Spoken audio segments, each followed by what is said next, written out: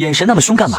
我只是单纯喜欢这种感觉而已，又不是故意的。放心吧，我不会杀了你的。我再给你看个大宝贝吧。紧接着我用力拍打着自己的脑袋，突然右手直接插进耳朵，从里面慢慢扯出一根黑的反光的蜈蚣。你说，如果这大宝贝从你的耳朵里钻进去，然后在你的脑子里爬来爬去，那会是什么感觉？我亲眼看着父母被吸成干尸，可我并没有阻止，反而一脸兴奋。在这万族入侵的世界里，动物家禽变得异常暴躁，就连部分人类也进化成怪物。交往3年的校花对我无微不至，一度让我认为帅真的可以当饭吃。可没想到校花是真的想吃了我，但她不会想到我融合了金木研系统。宝贝，快告诉我，1000减7等于多少？兄弟们，今天是户外直播专场，大家有没有想看直播大山美女的？这话你都说得出口？华哥，这么晚了就别瞎溜达了。最近江南市可是发生了不少野兽伤人事件。哎，你还别说，我们村一单身18年的男人，出门让一只蚂蚁给过肩摔了，你敢信？兄弟们，别说是一只蚂蚁了，就算是一只老虎过来，你华哥我也不带怕的，我上去就是一个哇塞，直接撑死他。此时一阵你若线的咀嚼声传来，吕德华定眼一看，只感觉脊椎发凉，整个人犹如掉入冰窟一般，一副血腥的场面暴露在其眼前。黑衣白发，恐怖的面罩，青绿的左眼，而且眼睛的周围还有数道血红色的裂缝。吕德华能够清晰地看见对方身后那犹如尾巴一样的4根深色条状，毫无意外这不是人类。而在他的身下，一个衣不遮体的年轻女尸正静静地躺在那，而其胸膛处已经被啃食了一大半。还是被发现了吗？最讨厌吃饭的时候被人打扰了，这可不太礼貌啊。你吞噬了一头地级吸血鬼，吞噬点数加150，融合进度增加3%。听到这个声音我很是满足，望了一眼不远处趴在地上神色惊恐并且不断呕吐的土鸡，我一脸戏谑地朝他走了过去，熟练地掰了掰右手食指。快回答我，1000减7等于多少？听到我所说的话，吕德华一脸疑惑，什么情况？莫非这个怪物吃起人来还喜欢先考数学？等于993、986、979。真是老实巴交的土鸡一枚。算了，杀一个手无寸铁的普通人还真下不去手。我最终还是决定放他一马。尾部的鹤子猛击地面一弹，瞬间消失在夜色之中，只留下了呆坐在原地不知所措的吕德华。而此时直播间内的众网友把全过程都记录了下来，一瞬间江南吃人怪物的热点迅速攀升到某音热榜第1。尸检结果已经出来，死亡的女生是江南3中的一名高中生，死亡原因是被利物一击穿透心脏，当场死亡，尸体有被啃食的痕迹。另外那个女生的真实身份其实是一只低级怪物吸血鬼。此话一出，顿时场下的超凡者们皆是震惊不已，互相交头低声议论起来。那可是相当于凡阶4级的存在，竟然能被一击秒杀。这个家伙外形有点像人类，但更多的却像是一只野兽。隐藏在人类中的怪物嘛，呵呵，有点意思。立刻安排人下去，无论这个家伙是怪物还是超凡者，都必须得给我找到。喂，听说了吗？对于网上疯传的那个吃人怪物，你怎么看？说话间眼光还在不时地扫视着四周，仿佛下一秒就会有人把他吃掉一般。糟糕，莫非昨天晚上的事情暴露了？怪物？什么怪物？你不知道吗？昨天晚上有人在直播的时候遇到了吃人怪物，就连校花李欣然都被他给吃了。听到这我面色难看，心中的猜想也在此刻彻底的证实了，自己果然暴露了。连忙打开了手机，果然刚一打开，最上方的几个大大的标题便吸引了眼球。失算了，没想到他竟然是个主播，还把我昨天进食的画面给直播了出去。看来以后进食得小心点了，要是再被人发现可就麻烦了。突然几个身穿军装的男人走了进来。同学们好，请问哪位是慎13同学？有点事情需要配合调查，请跟我们走一趟。警察叔叔，我该交代的都已经交代完了，我真的不认识那个怪物，就连我都差点被他给吃掉了，我怎么可能会说谎呢？吕德华可怜巴巴地看着叔叔，自己昨晚被关到现在饿得不行，可突然脸色一变，是他，这土鸡怎么在这？万一……可就在这时突然，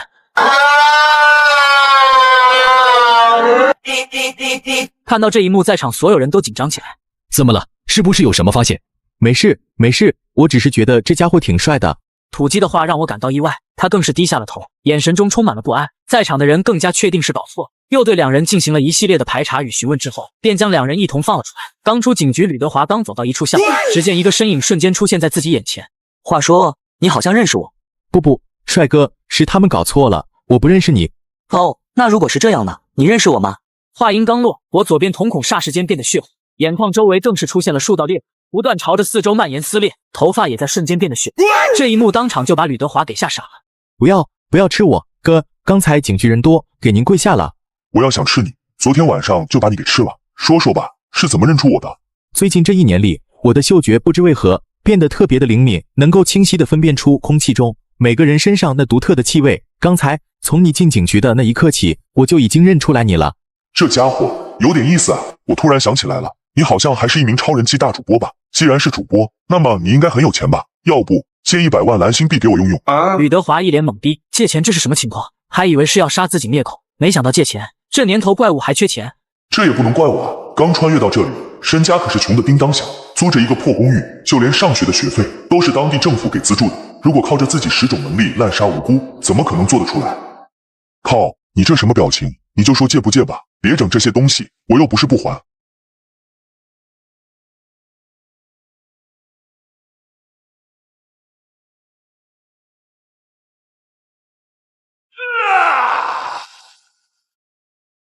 喂，偷袭可不太好吧？整个公寓在这种强悍的攻击下，甚至变得有些摇摇欲坠起来。透过尘埃，一个身着军装中年男子正缓缓地朝自己走来。我是应该叫你吃人的怪物呢，还是叫你超凡者呢？慎13同学。来人正是江南市超凡灵力局局长楚原。话音刚落，楚原周身散发着红色波动，右手化拳为掌，身体陡然加速，整个人犹如一柄利剑一般，再度朝着我扑杀而来。见此情景，我只能不断跳跃避攻击。自己并没有伤害任何一个普通人，也没有得罪过他，没想到这家伙竟然偷袭，还3番5次的接连出手。佛都有火，更何况是我慎13。下一秒，我猛然掰断手指，左眼瞬间变得血红撕裂，头发也是刹那间变得雪白。紧接着后背上出现裂缝，4根血红而诡异的银鹤瞬间冒出来。现在让我们开始一场有趣的厮杀吧，但是如果你说了，虽然的融合面板进度只有 30%， 但对于灵鹤的使用却是极为的熟练，操纵着犹如手臂般的灵鹤，快速的朝着楚原穿刺而去，一次一拍间携带着恐怖的劲风。楚原也不甘示弱，大喝一声，右手灵力涌动，瞬间便在其掌心凝聚出一道犹如实质性的气刃，提着手中的大刀便冲上来，与灵鹤狠狠的厮杀在了一起。接连的碰撞声不断响起，没想到慎13实力竟然如此之强，能与自己接连交手却不落入下风。我可是凡阶6重啊！即便是放眼整个江南市，也仅有2人达到了这个水平。虽然还并没有使出全力，但对方也一样不是吗？才觉醒1个多月，就拥有不下于超凡6阶的恐怖力量，如此天才，必须要邀请进来。又一次剧烈的轰鸣声响彻云霄，2人身形同时散开。为了试探我真正实力，楚原体内突然灵气激发，一股炽热气息逐渐从楚原的体内喷出，他就犹如一座燃烧的火山一般。随后整个身体开始冒火，四周的空间都被炽热高温挤压变形。这是什么能力？我怎么感觉像面对一座火山一样，在这家伙的身上感受到一股致命的危机感。受此威胁，我也不得不认真对待。4条灵鹤齐齐摆动，将整个身体紧紧的护住，同时体内的灵力更是疯狂涌动。眼看着楚原即将蓄力好绝招，然而就在此时，原本炽热的灼烧感却是陡然消失。不打了，不打了！你小子果然很强，要是再打下去的话，这栋建筑恐怕都要先承受不住倒塌了。你应该也是超凡者吧？几阶了？我并没有回答，只是冷冷地注视着他，不明白这个家伙到底什么意思。先是偷袭自己，还把唯一的房子给毁了，结果打到关键时刻却突然停手，更过分的是还一副奸笑的样子。要不要请我进去坐坐呀，慎13同学？还坐？房子都被你干烂完了，还进去坐呢？想屁吃呢你！画面一转，2人来到屋内，随便坐了下来。我是江南市超凡灵力局局长，这次来的目的呢，是想邀请你加入我们超凡灵力局。另外，不必了，我没兴趣，我这个人不喜欢被约束。好歹等我的条件说完，你再决定。现在拒绝的话，未免也太早了。除了每月必要的一些清剿任务，以及不能随意在普通人面前展示异能外，灵力局并不会有太多的规则，也不会对你有任何约束。至于刚才的战斗，算是我对你的一道考验。你的实力非常不错，只要加入我们超凡灵力局，我会给你最好的待遇。除了1年1000万蓝星币的资薪外，你将拥有一栋私人别墅。除了这些外，最重要的是，你还可以每个月在半新部领取5枚超凡水晶。怎么样？这个待遇如何？刚说完，楚原脸上充满了自信。他相信只要是脑子没问题的正常人，不会拒绝如此丰厚的待遇，更何况是一个仅仅18岁的学生。卧槽，虽然很不想加入，但对方给的实在太多了，真的很让人难以拒绝啊。待遇还算可以，只不过最后那个超凡水晶，你再给我增加5枚，1个月10枚如何？虽然不清楚那东西具体的用途，但听楚原的语气想来是极为珍贵之物。既然如此，自然要多争取一点。卧槽，你说什么？再加5枚？慎13同学，别的条件还可以考虑，但是这个超凡水晶是真的不能再加了。5颗已经是极限了，你可能不知道这东西的价值。在魔都，仅仅是1枚超凡水晶，便被炒到了高达1000万蓝星币的价格，甚至这还是有价无市的局面。卧槽，1000万蓝星币一枚，这么贵？那是当然，超凡水晶除了本身极为稀有之外，最重要的是它可以直接被超凡者吸收。我一脸震惊，这还是第一次听说。没错，与空气中的稀薄灵气相比，超凡水晶中所蕴含的灵气不知道要浓郁多少，仅仅一枚超凡水晶便足以抵得上寻常10天的修炼进度。那7枚，这是最低的了。楚原脸色有些犹豫，但是一想到我那恐怖的实力与天赋，一咬牙还是答应了下来。行，成交。随后我们进行了一番深入的交谈。自从3年前灵气入侵蓝星之，世界便有了超凡者陆续觉醒，异能等级从低到高分别是 F、E、D、C、B、A、S， 每个人所觉醒的异能种类也是不同。楚原这样的元素系属于 A 级，其次便是肉身类，可以通过强化身上的器官获得力量，最后便是特殊类了。这种异能种类很多且形态不一。从楚原的一番分析，我属于 S 级超凡者，特殊类异能等级在凡阶6级。既然如此，那么我会派人给你安排一个任务，算是你进入灵力局前的一个小测试。说完，楚原便一个跳跃离开了。毕竟加入了超凡灵力局，国家也不会让你白吃白养着。除了一些基本的训练任务外，一些清理发狂的野兽以及一些怪物的事件任务是需要超凡者前去解决。那个吃人怪物竟然住在这么一个偏僻破旧的地方，真是让我好一顿找。局长也真是的，竟然邀请了一个怪物加入灵力局，而且还要我亲自来给他分配任务。紧接着更是一脚直接朝门上踹了过去。什么垃圾破门，一踹就踢废了。他还想吐槽一下门的质量，突然一条暗红色带着一丝血气，犹如尾巴般的条状物已经伸到了他的面前。这是什么鬼东西？而就在他还想抵抗的同时，另一条鹤子已经飞速刺来，眼看鹤子就要刺穿了他的脑袋，却突然在距离他的眉心10公分处停了下来。再动一下了，死！听着那充满着杀气的声音，一时间柳诗涵彻底的被吓到了，眼前那带着浓浓血腥味的红色尾巴，恐惧的神情迅速攀上了俏脸。我是楚局长派来给你分配任务的，你剁，不能杀我。哦，那楚局长有没有告诉你，进屋前要记得敲门？紧接着我一把将他甩在了墙上，柳诗涵直接被慎13甩到了墙壁上，再砸出一个深坑后黄掉落在地上。你真是怪物！柳诗涵此刻满身狼狈，充满着怨恨，恶狠狠地盯着我。你是说我是怪物吗？下一秒，一道黑影闪过，我直接扑到了柳诗涵的身上，将其狠狠地压在底下。既然你说我是怪物，那么我把你吃了也是理所应当的吧？我的话吓得他一个机灵，从小就养尊处优的他，哪里见过这种场面？感受着趴在自己身体上爬着一只怪物，而且对方那充满杀机的血红色瞳孔，他是真的相信对方会吃掉自己。对不起，不要吃我，只要你能放过我，我什么都愿意答应你。哦，真的什么都愿意答应我吗？突然我一口狠狠咬在他的肩膀，一声撕心裂肺的惨叫声响彻整个室内。柳诗涵没想到我居然真的要吃了他，可下一秒我从他的身体上跳了下来。这味道比外面那些野兽好点，还不错。这次就算了，我只是在教导你，下次进门前记得要先敲门，毕竟是楚原派来给自己分配任务的，自己也已经给足了对方教训，再加上自己刚刚加入超凡局，总不能把自己同事当食物吧？况且这女人身材确实不错，尤其那胸前那一双巨。柳诗涵闻言如获大赦，额头如拨浪鼓一般连连点头。在被教训过后，知晓了我那恐怖的实力，现在的他态度更是不敢有丝毫的傲慢。说吧，楚局长不是派你来分布任务的吗？什么任务？局长派我来跟你讲解一下超凡者的任务接取以及你的第一个入局任务。我们超凡者每个月都至少需要接取2到3个任务，这是最基本的。而根据任务的危险系数分析，灵力局会将任务进行一个等级划分，由低到高，依次是5级、4级、3级、8级、1级，以及最后的特级。紧接着一副淡蓝色光幕出现在了两人的面前。这个任务积分有什么用？看着眼前这任务接收图，我如同人畜无害的好学生，虚心向他认真请教。柳诗涵一阵无语，谁能想到眼前的小奶狗居然是吃人怪物？积分是我们超凡局内的一种流通手段，可以用来购买衣食住行以及修行资源等等，就算用来兑换蓝星币也是可以的，兑换比例是1比1万。卧槽，这么高！这么看来，完成一个3级任务就能获得20积分左右，也就是20万蓝星币。但以我现在的实力，最多只能够跟一只 A 级怪物战平，甚至有极大的可能性会输。柳诗涵介绍完后，从中挑取了一个3级任务。这个便是局长交代给你的任务，别看这只是个3级任务，但其难度可是一点都不小，大概只有凡阶4级的实力。但最重要的是，它有一手变化的能力，极其难缠，就算打不过你，直接逃走就是。当看到任务之人的照片时，我神色猛然一怔，竟然是他！竟然连他也是隐藏在人类当中的怪物。看着照片中那妖艳动人且充满魅力的成熟女人，孟青青，D级怪物，幻化妖狐，没想到竟然江南3中的校长，没错，真是自己所在的这所学校，真是一阵无语。不仅自己的校花同桌是个怪物，就连自己的校长竟然也是怪物。是慎13，他不是被警察带走了吗？看来李欣然的死跟他并没有关系。可惜了，我听说李欣然以前好像一直喜欢慎13来着。哎，听说李欣然父母因为承受不了打击，已经连夜搬走了。我没有理会周围的窃窃私语，来到了自己的座位上，刚一坐下。慎13，你被带到警局，警察都问了些什么？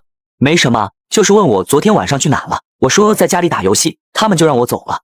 好吧，对了，听说咱们要换校长了，以前的孟校长已经辞职了，好像今天就准备走了，好可惜啊，孟校长那么漂亮，我都还没有见过她几次呢。说着，杨硕脸上流露出惋惜之色，可他这番话却让我猛然一震，自己这才刚知晓对方的真实身份，他竟然就要辞职了。你说什么？孟校长要辞职了？我记得你以前不是对孟校长不感兴趣的吗？你还不知道吧？听说因为李欣然的事，他父母承受不了打击，连夜就搬走了。而且孟校长他是李欣然的亲姑姑，所以这2天也准备离开这里了。居然是亲姑姑，难怪会突然辞职。想来是因为李欣然暴露了怪物身份，为了不被国家超凡局查到，所以这一家才连夜搬走的。就在我担心对方已经离开了江南3中的时候，一道高挑身影出现在了教室门口处。来人身材火辣无比，身着校长制服，2条浑圆的大腿上包裹着性感黑丝，脚上踩着高跟长靴，一举一动间散发着无尽的魅力，正是江南3中校长孟青青。同学们，打扰一下，请问哪位是慎13同学？请你过来一下。见到目标人物出现在眼前，刚欲起身，没想到他却主动找上了自己。随后我起身朝着对方走去。你就是慎13同学，请你跟我过来一趟吧。哎，这个女人果然是个妖精，肆意摇曳风情万种的身材，随风摇摆的大雷。刚刚一进校长办公室，孟青青便有意无意地摆弄着衣服。哎呀，这天气怎么能这么热呢？孟校长，你有什么事就直说吧，不必整这些。见我没有被自己的美色所诱惑，此刻美人计失败，索性他也不装了。欣然，是你杀害的吧？原来是狐狸精，难怪这么骚。见对方直接暴露身份，于是我也不再隐藏，右手食指猛地一摆，左眼也在霎时间变得血红，并不断朝周围蔓延撕裂。原本漆黑的头发也在此刻变得雪白，从其后背处出现一处开口裂缝，4根吞体暗红色的粗大鹤子从里面弹射而出，4条鳞鹤抵住地面，整个人漂浮在半空当中，周身散发着恐怖的气息。果然是你，和视频中吃掉我侄女的一模一样，给我去死！原本妩媚的俏脸都变得有些狰狞起来，身后的2条尾巴也是高高伸展起来，接着2条狐狸尾巴犹如长鞭一般朝着我的位置狠狠拍去。面对着孟青青的攻击，我操控着其中1条鹤子与其攻撞在了一起。如果你说了，我就算吃了你，你应该也没有意见吧？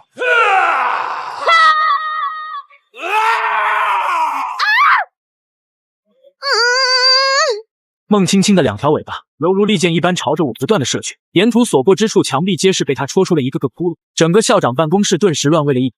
然而这些看似强悍的攻击，对于我来说却根本造成不了任何威胁，轻松的躲过孟青青的全力一击后，操控着背后的灵鹤骤然一挥，一记强劲的鹤子扫出去，在强大的冲击力作用下，孟青青的尾巴连带着身体都被狠狠地甩飞了出去，重重地砸在了地面上。要知道现在的我经过不断的吞噬，超凡等级已经达到了凡阶6级，面对着孟青青这种充其量只能算作凡阶4级的地级怪物，完全只有被秒杀的份。若不是任务需要活捉对方，直接就将他给捅了个透心凉了。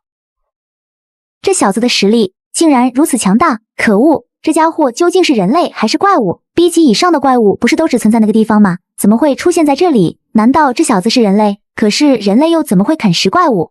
孟青青此刻已经有些慌了，虽然她的幻化魅力能够让她拥有较强的逃生能力，但是在这种绝对的力量下，任何小手段都显得那么的苍白无力。事到如今，只有一个办法了。孟青青怨恨的眼神中死死盯着我，随后竟是突然从口中吐出了2个暗红色的能量小球，红色小球如玻璃球般大小，上面遍布着诡异的纹路。混蛋小子，这可是老娘吸收了10个男人的血气才炼化出的2颗血丹，待会要好好的吸干你，不然可就白瞎了你那么好的脸蛋了。孟青青流露出一抹痛心之色，由10名男人的精血放入体内，所孕育而出的血丹，每一颗都蕴含着难以想象的剧毒。当普通人类一旦将这些血物吸入体内后，将会进入到一抹桃色幻境内，将会在梦里与他夜夜笙歌，直到最后被彻底的榨干，丧尽精气而亡。可就在孟青青还在幻想的时候，一道强有力的鹤子却是径直的贯穿了他的身躯。这怎么可能？你怎么会躲过我的血丹？我的血丹对于人类来说是致命的诱惑。而此刻我慢悠悠地出现在他的眼前。想知道为什么你的血气对我无用吗？因为我是个怪物啊！闻言，孟青青脸色一愣。是啊，如果是人类，怎么会吞噬怪物呢？是啊，现在的我用怪物称呼更为合适。当融合了孙种面板的那一刻起，当吞噬了第1只野兽起，即便的心灵再如何像人类，但身体已经不属于人类了。接下来该用餐了。多么美妙的食物啊！你便是这次的新人嘛，还挺年轻的嘛，小年纪，实力倒是不错。我们来对接你的任务。而我此时好像没听见他说的话，目不转睛地盯着脚下的孟青青，流着口水。这便是那抓了几次都让他给跑掉的狐狸怪吗？造型还挺吓人的。发现地上的孟青青没有任何反应后，张小虎眉头一皱，脸上流露出一丝不悦。死了，任务上面不是说需要捉活的吗？你把他弄死了，还好意思跟我们说任务完成了？后者见状立马也跟着跳了出来，指着地上的孟青青对着盛13沉声道：如果是这样的话，你这次的任务奖励可就没法获得30积分了，最多只能给你5分。一旁的柳诗涵见此，只是静静地看着两人开始表演。就在刚才，林立局刚开始是安排柳诗涵一人过来对接，但是这兄弟俩一听说林立局今天要来个新人，这可让两人顿时来了兴趣。不过这兄弟俩可不是什么好鸟，这两人经常干着一些坑蒙拐骗的事，他们坑的就是新人。看着这兄弟俩一唱一和，极为拙劣的演技，我顿时也来了点兴趣。这两傻屌是真把自己当高中生了，莫说自己还留了孟青青一口气。柳诗涵，你也是这样想的吗？柳诗涵见我看向他，往事还历历在目，赶紧贴清关系。他们俩的事情与我无关。张小虎此时见我没任何辩解，自认一副吃定我的笑着。这虎妖我们就带走了，娄小姐，待会记得把积分转到我们卡上哦。然而就在张小虎的手即将触碰到妖狐的时候，忽然一道寒芒骤然划过，我快步一个手刀划过，直接将张小虎的手臂给斩下，紧随其后的便是一道杀猪般的惨叫声响彻了起来。是谁允许你们碰我的东西的？你们是活的时间太长了吗？随后鹤子贯穿肉体的声音陡然响起，一只眼睛也在此刻血红撕裂，满头的白发随风浮动，将不断哀嚎的张小虎给万箭穿心，随后像扔垃圾一样随意将他扔了出去。混蛋，你小子做了什么？这一切发生的太快了，这前后不过2秒半钟的功夫，张小龙右边手臂瞬间膨胀变大的同时，身体却是不自觉地朝着后方一点点退去。妈的，不是说这次的是新人吗？这小子怎么会这么强？来到张小虎身边，察觉到对方还有一丝气息，但是面对着重伤他弟弟的我，张小龙却丝毫不敢动手。开什么玩笑，跟自己同一等级，凡阶4级巅峰的亲弟弟张小虎被直接秒杀，再冲上去岂不是送人头？妈的，现在的新人都这么变态的吗？愚蠢的欧豆豆啊，不是欧尼酱不帮你报仇，实在是对手太强了，君子报仇，10年不晚。说完留下一个眼神，抱着弟弟飞快逃走，只留下两人一脸懵逼。我顿时没了脾气，想着给他们一个教训便好，一直追杀同事可就不灵了。而柳诗涵更是庆幸，幸好上次是带着任务而来，不然可能下场也是如此。回过神一看，我已经解除了孙种状态，一脸人畜无害。这实在是无法将其与刚才那嗜血残暴的白发怪物联系到一起。那这是你的任务卡，里面有30积分，等到了灵力局就可以交易流通了。走吧，我带你去总部，那里才是我们超凡者的大本营。你们总部居然这么多人？一眼望去，足足有200-300人。要知道这200-300人可都是觉醒了超能力的超凡者。今天刚好是月底，这个月来的所有新人都放在今天进行测试。一个入局测试竟然能吸引来这么多人，不太可能吧？难道这些超凡者都这么闲的吗？想啥呢？你以为入局测试只有你一个新人啊？还有别人呢。而且今天的入局测试跟每个月的月底考试放在同一天了，所以才会有这么多人。见到这吃人狂魔这么好奇，柳诗涵只好耐心的解释。月底考试就是检测我们超凡者这个月任务完成的是否达标，相较于上个月实力提升了多少，并以此来决定你下个月的资源分配。毕竟事关修炼资源，所以大家还是非常重视的。柳诗涵解释后，我也很快反应了过来。简单来说，就是月底老板考核业绩了，业绩不达标的，下个月扣工资；进步快的呢，下个月涨工资。还是逃脱不了打工人的命运啊！随后我被安排到一个新人队伍中，准备与这13人一起惨叫测试。虽然自己完全没有考核的必要，楚原那边也已经与自己谈好了条件，但现在来看自己多少还是要走个过场的。不然别的不说，单单是每个月拿7枚超凡水晶这一超级待遇，便会让灵力局很多人老人感到不服气。我的到来引起了这些新人的注意。哇，他也太帅了，竟然还能见到这么好看的超凡者。好年轻，看样子像个高中生，肯定在学校也是个校草吧？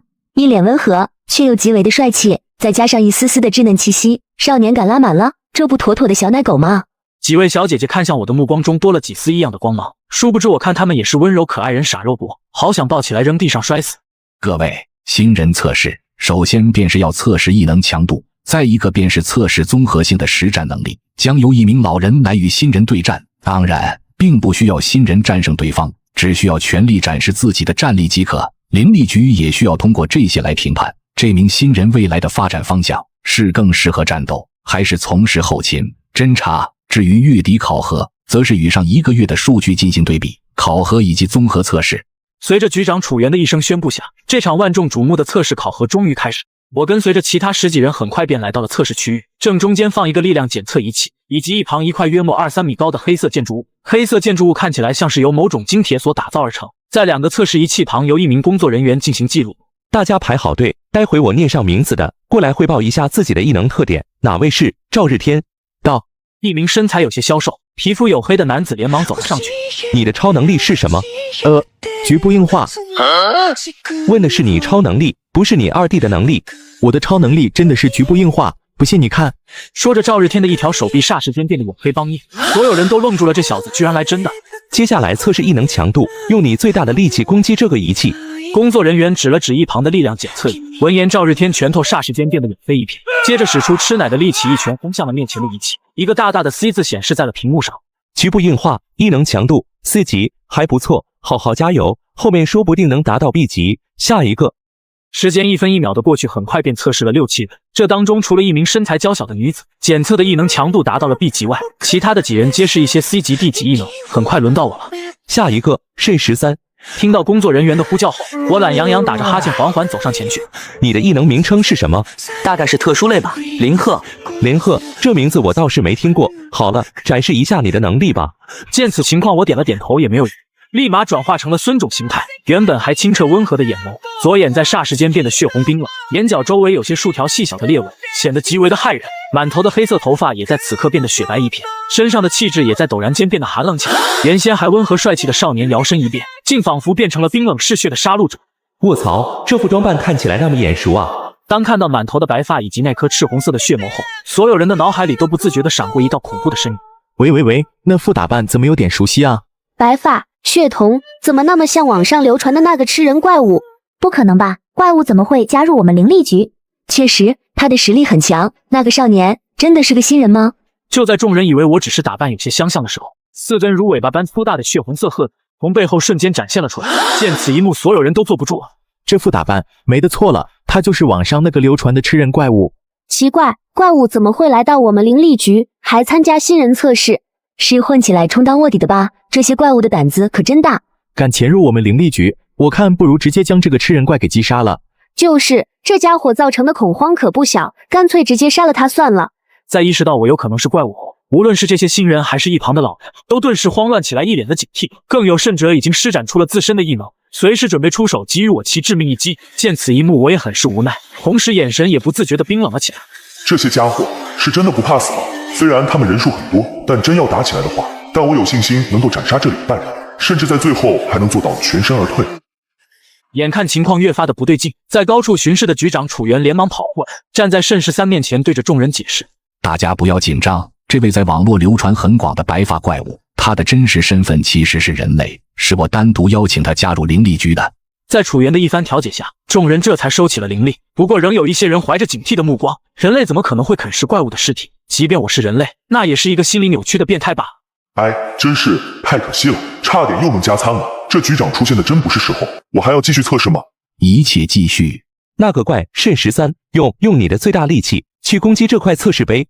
我看了一眼面前的黑色金属石碑，下一秒，轰的一声，操控着身后的4条灵鹤犹如利剑一般出击，朝着黑色石碑狠狠地刺去。在即将接触的那一刻，4条灵鹤瞬间并拢在一起，从而凝聚出更加强大的穿透力。有2-3米高，由特殊材料打造而成的测试金属石碑，在我全力一击下，犹如泡沫般脆弱，瞬间便炸了个粉碎。碎石飞溅下，将建设的地面都砸出一个个小碎坑。如此强大的破坏力，直接将一旁所有人都给惊得愣在了原地。卧槽，这家伙真的是个新人吗？实力怎么会这么强？这股威力妥妥的 S 级异能了。上一次的 S 级异能貌似还是那个家伙吧。深深的咽了咽口水，测试人员记录的手指都有些颤抖。太久没有见到 S 级强度的新人了，脸上流露出一抹激动之色。这名测试人员重重的在记录册上写：肾13，异能强度 S 级。此言一出，瞬间便惊住了在场的所有人。S 级出现了！这次的新人测试中，竟然出现了 S 级异能强度者。这种等级强度的异能，只要未来不夭折，未来注定会踏入超凡的领域。不仅如此，国家对于 S 级的天才也会倾尽全部资源去培养他。而老人群中的张小龙此时一脸懵逼，这小子该不会就是那个 S 级吧？终于伴随着最后一人测试完毕，新人入局测试的第一场算是结束。第2轮测试规则是由一名灵力局的老人来与这群新人进行1v1战斗，然而第二轮测试刚一开始，令所有人都意想不到的一幕出现，我仅只用了一招，那名实力已经达到凡击4级巅峰的超凡者能力者，观众们瞬间疯了。老兵刚上场便被台上的那名新人给直接秒杀了。我没有看错吧？什么情况？一招秒4级超凡者，你管他叫新人？我去，这家伙不是那个吃人怪吗？他的实力竟然这么强，他不是新人吗？这家伙不仅觉醒了 S 级异能，就连战斗技巧也强得离谱啊！他的灵力强度至少已经达到了凡阶5级，甚至更高的层次。我丢，太变态了吧！一个新人，尼玛竟然实力这么强，这就是 S 级异能者吗？见一个照面便秒杀了测试对手后，其余的灵力局老人们是满脸的震惊。以我目前表现的战力，足以彻底碾压他们在场的所有人，能够跻身江南灵力局的顶尖强者层次，甚至在整个龙国都属于强者的范围。我只能双手一摊表示无奈，对手实在是太弱了。这还只是随手一击的情况下，如果认真起来的，一招下去对方即便不死也得重伤。一旁的记录员也是连忙将的对战结果以及测试对手皆给记录了下来，记录本上写着赫然2字秒杀。此时我想起昨天楚原叮嘱过，要好好打压一下众人的士气，既然要演戏，那自然要做满全套。呵呵，在座的各位都是垃圾，真是太弱了。你们这样的水平甚至不如我那咖啡店的朋友，即便是那名女服务员都比你们强上10倍还多。这就是你们训练了这么久的成果吗？一群废物，简直就是在给国家浪费资源。别说我不给你们机会，想挑战不怕死的上前一步。嚣张的话语让在场的众人体内的怒气值那是蹭蹭的往上涨。我靠，这个新人还装起来了！你在搞笑吗？仗着自己的 S 级异能侥幸获胜了而已，真以为自己很强吗？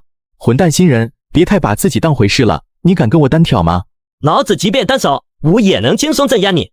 众人一时间愤怒直拉满垃圾话漫天飞。然而虽然垃圾话吐了大半天，但是却没有一个人真的敢上前一步的，毕竟实力摆在那里。突然一旁的局长楚原一脸不怀好意的走上了上来。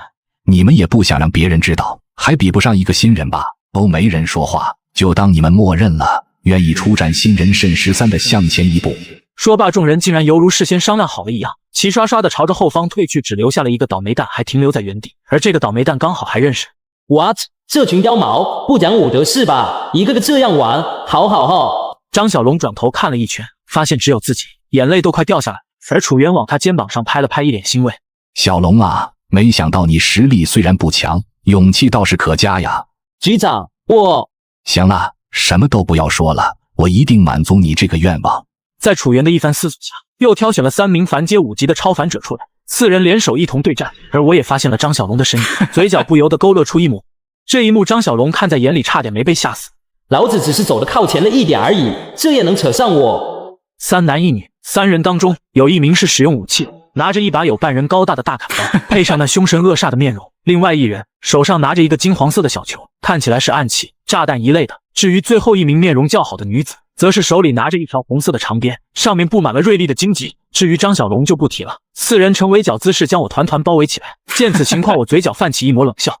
接下来让我尽可能的开心一下吧。你们都说我是怪物，那你们可得当心了，我不介意今天加餐的。随着我话音落下，一股强悍的气息陡然出现在训练场中。等等，这股能量波动，6级，至少是凡阶6级的水平。这个新人竟然达到了凡阶6级的超凡等级，更变态的是，他还是一个 S 级异能者。难怪他能秒杀凡阶4级，这种垃圾确实不够在他面前看的啊！怪不知道如此狂妄，狂有他的道理。一旁的楚原见我暴露气息后，脸上不由得露出一抹震惊之色。如果没有记错的话，几天前去邀请慎13的时候，貌似还只是一名凡阶5级的超凡者吧。那时候的他，我还自信能够与之交手，没想到这才几天的时间，他就已经突破到凡阶6级，而且看这架势，还不是刚刚突破的那种。这小子果然是个怪物啊！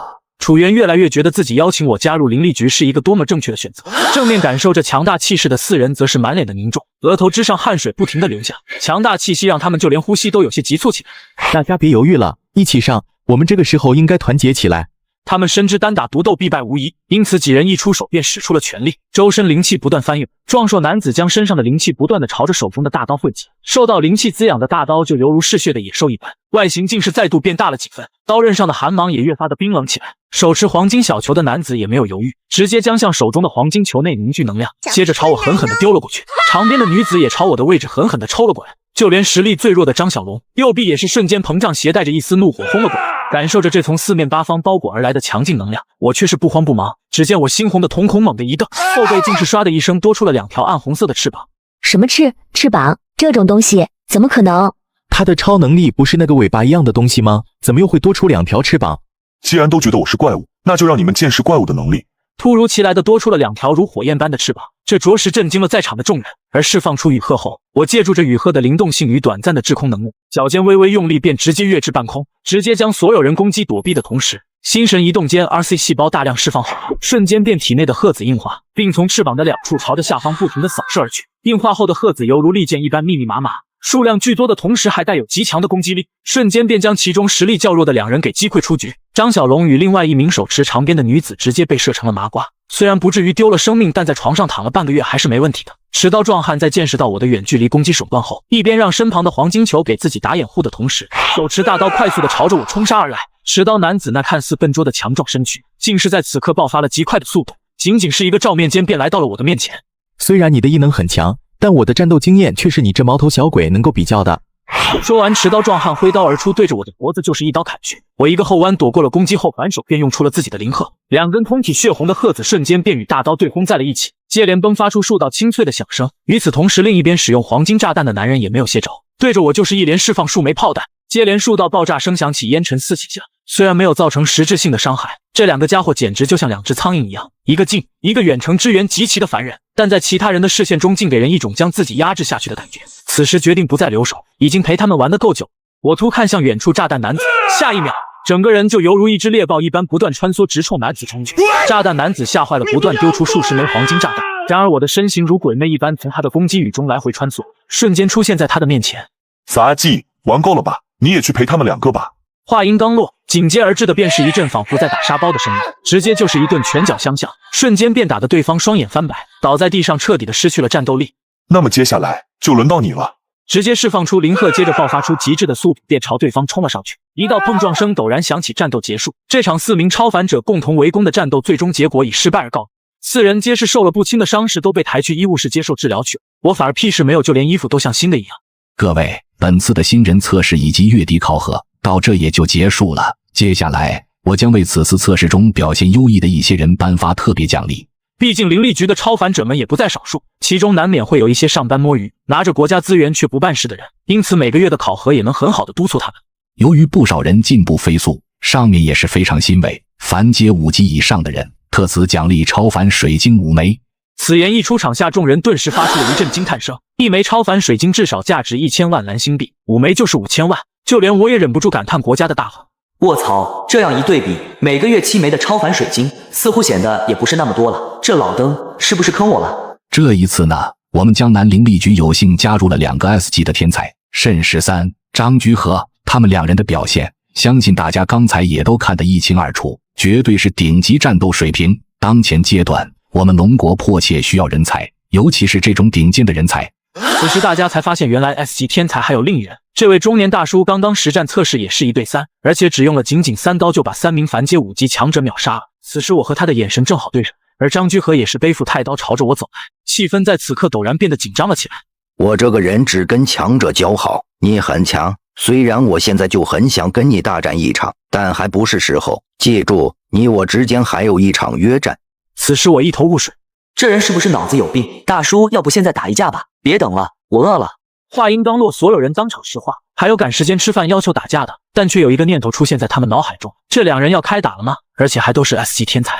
胡闹！颁奖呢？我们都是自己人，怎么能自己人打自己人呢？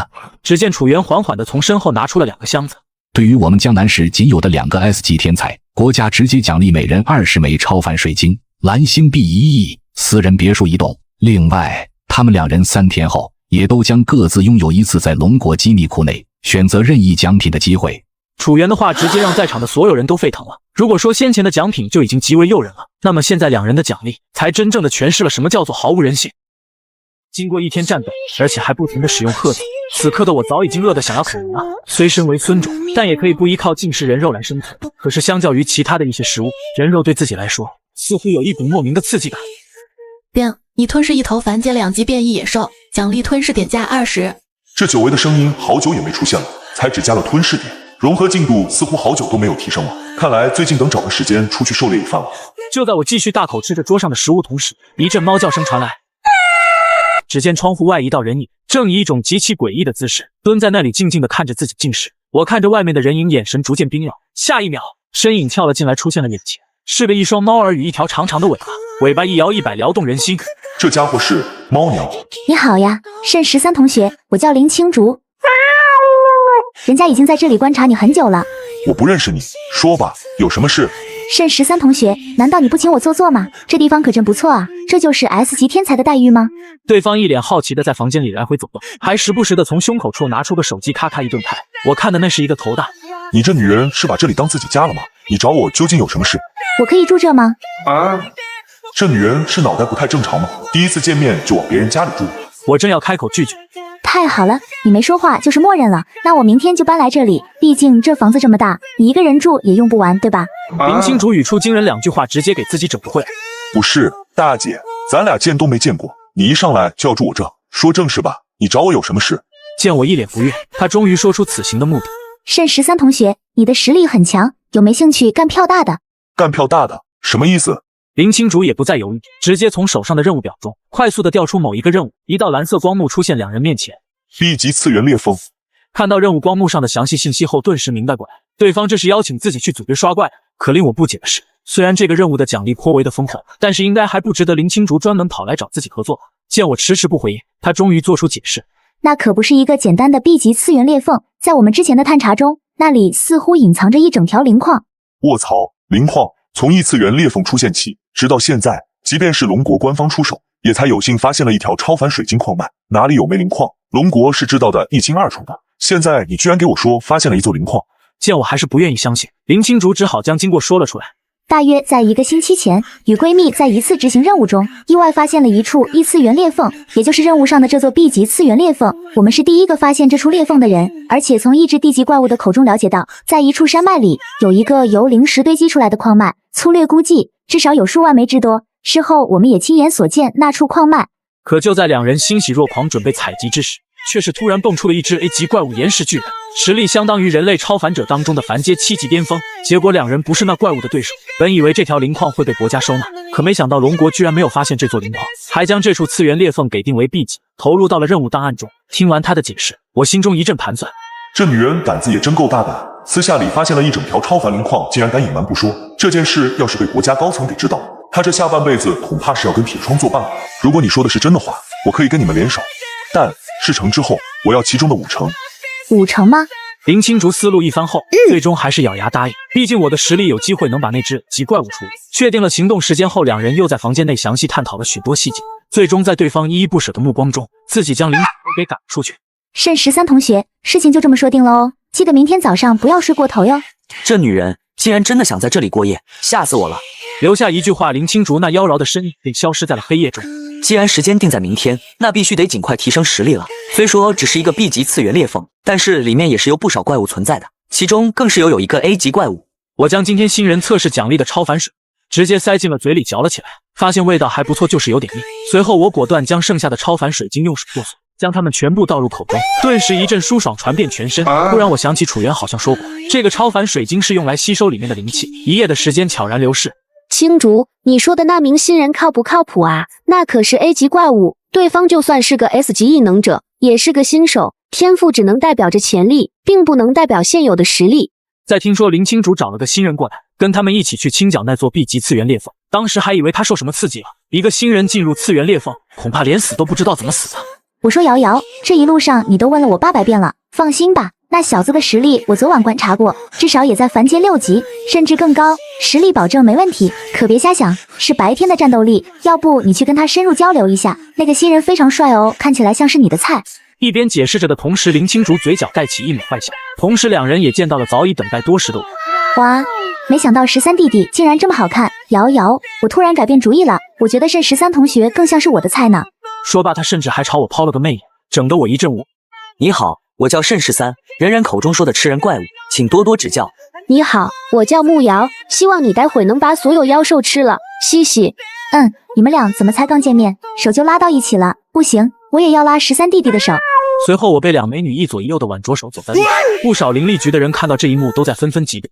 卧槽，美女与怪物！哎，真是好白菜都被怪物拱了，我好像也不差吧，就少了条腿。天啊，一个新人这么受欢迎啊！我要回去问问我妈，为什么不把我也升成 S 级天赋？我可以负责任的告诉你，你可能不是亲生的。听到围观同学的议论，我一阵无语，在他们眼里这就是纯欲天花板，而我也觉得是真的可，恨不得抱起来摔死。原来这就是异次元裂缝空间，这里似乎没有太阳，又或者说光线被什么东西给遮挡住了，照射不进来。此时还未等我感慨，突然发现前方有异动，当心，前面似乎有东西。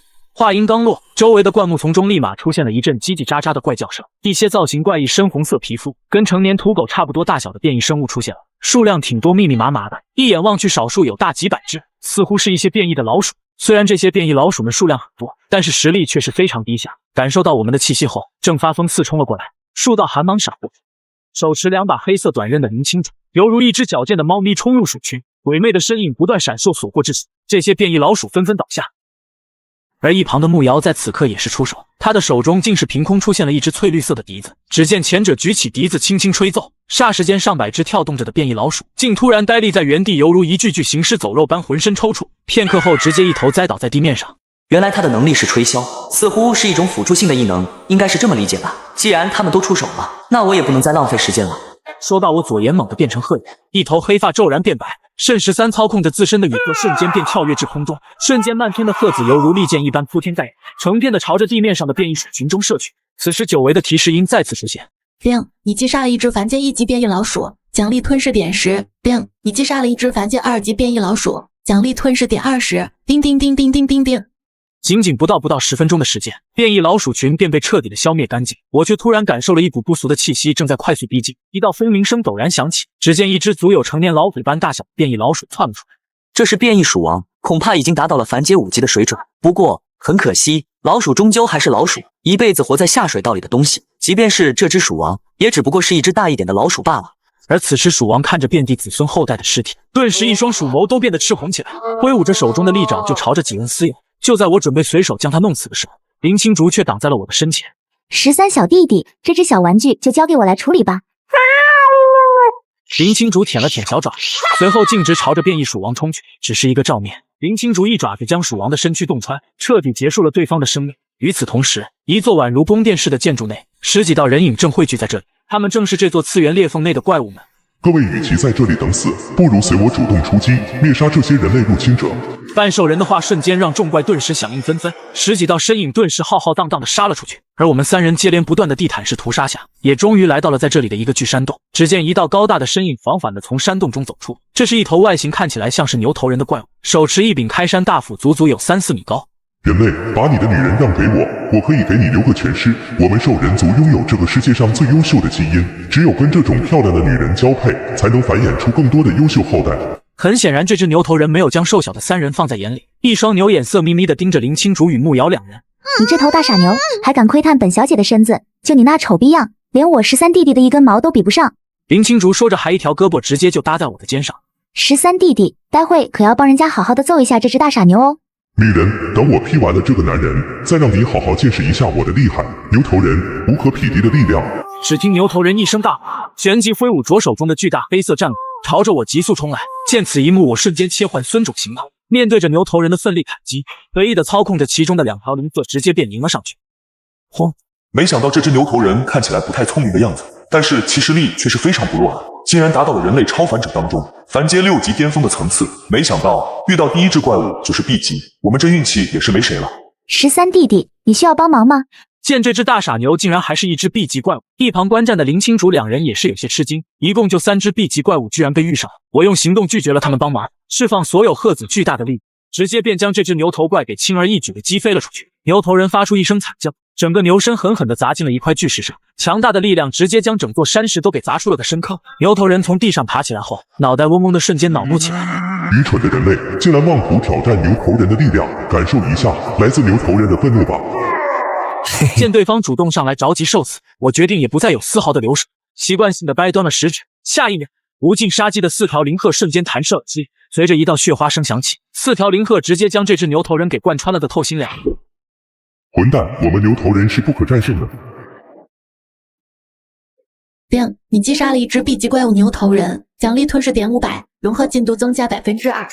没想到击杀这头 B 级怪物，竟然一次性增加了500吞噬点，以及2%的融合进度。由于最近这几天加入灵力局的事，导致这段时间几乎没有出去进行狩猎。如今击杀一只 B 级怪物，竟然一次性增加了这么多的吞噬，刚好可以趁着这次机会大肆的收缴吞噬。你好厉害啊，13弟弟，那可是一只 B 级怪物，而且还是擅长力量的那种。结果交手不到3个回合，便被你给击杀了，你真的是太强了。这就是 S 级异能的天才嘛，慎13同学，你简直就是个怪物。被两人好一阵夸奖，可我并没有理会，而是盯着地面上的牛头人尸体咽了咽口水。那个啥，你们俩可以先借过一下吗？我想方便一下。由于不想错过 B 级怪物的尸体，就随便编出个理由。哎呀，13弟弟，要不要姐姐帮你啊？顺便好好的给你检查一下身体哦。看着一脸娇媚的朝自己走来的林清竹，我一脸色抽搐，连忙罢手后退。这女人怎么感觉脑子不太正常啊？慎13同学，你别介意哈，他脑子不太好，我们在前面等你，你好了，记得跟上。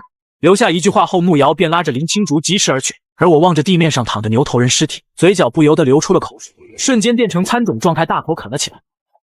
卧槽，牛二被人干掉了！什么？连那个疯子都被干掉了？对手的实力竟然如此强大，牛二可是我们这实力排名前5的怪物啊！莫非他是被敌人围殴致死的？众怪忍不住纷纷议论起来。不是围殴，我只闻到了3股陌生的气味。此言一出，所有怪物皆是一愣。牛二那个蠢货，我早就告诉过他，我们要联起手来。敌外若是早点听从我的建议，他岂能被敌人单独击杀？悬崖将敌人的位置探查出来，我们一起出手击杀掉入侵者，为牛二报仇。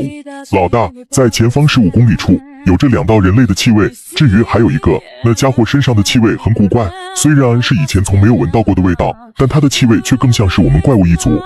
众怪一脸不解，明明是属于同族怪物的气息，却为何跟人类搅和在了一起？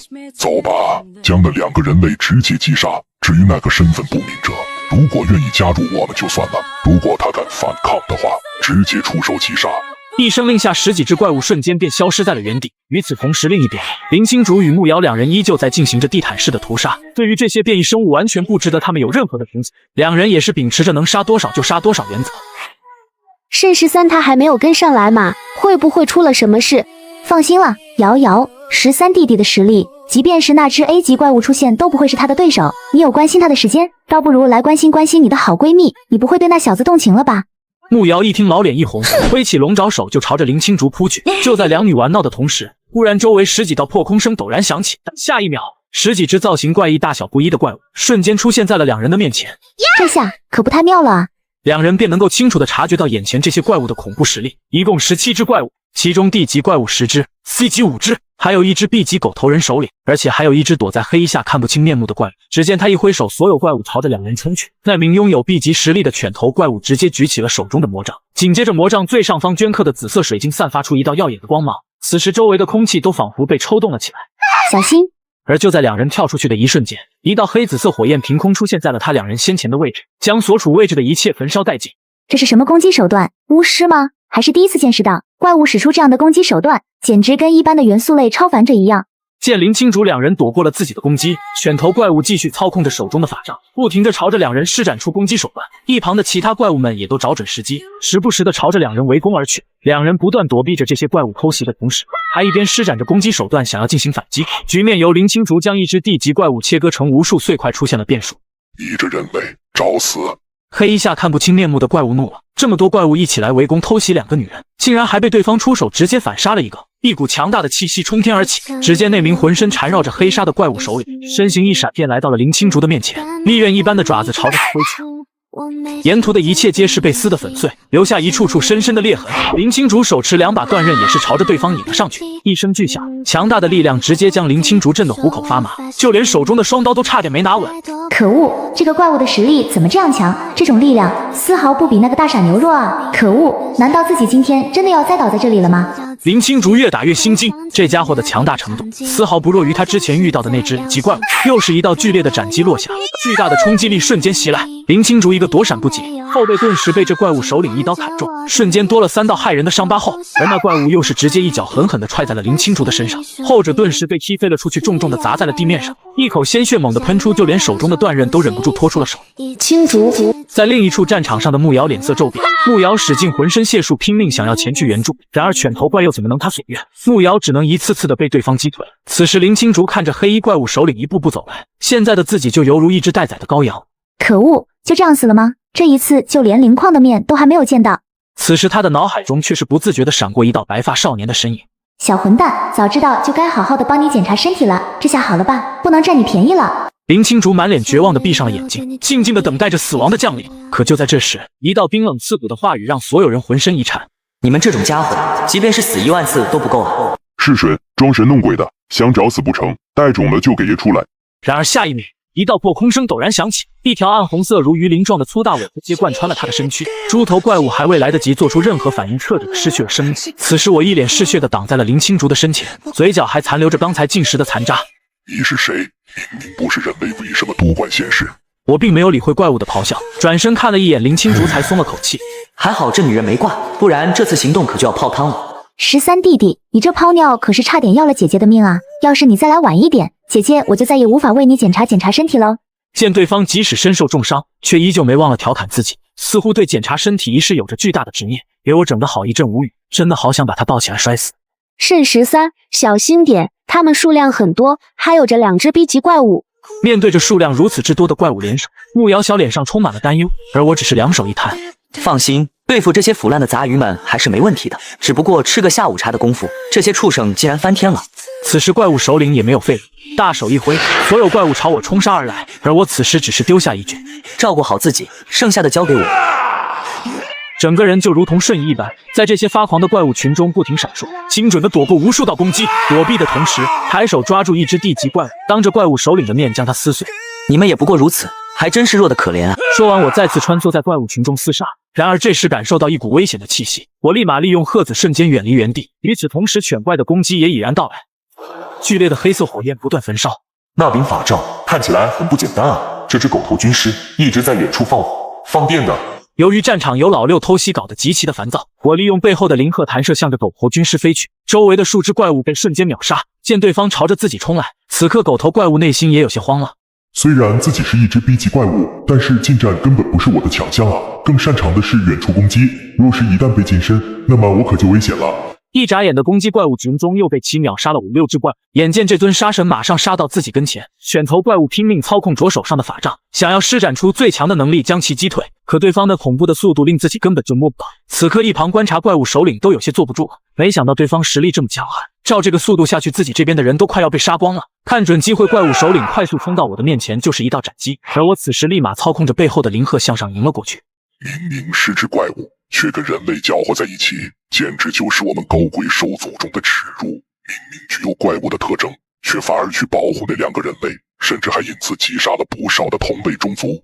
话音刚落，怪物首领朝着我接连挥砍，速度越来越快，锋利的斩击之下，好似要将沿途的一切都给摧毁。一番交手下，我也摸清了对方的实力。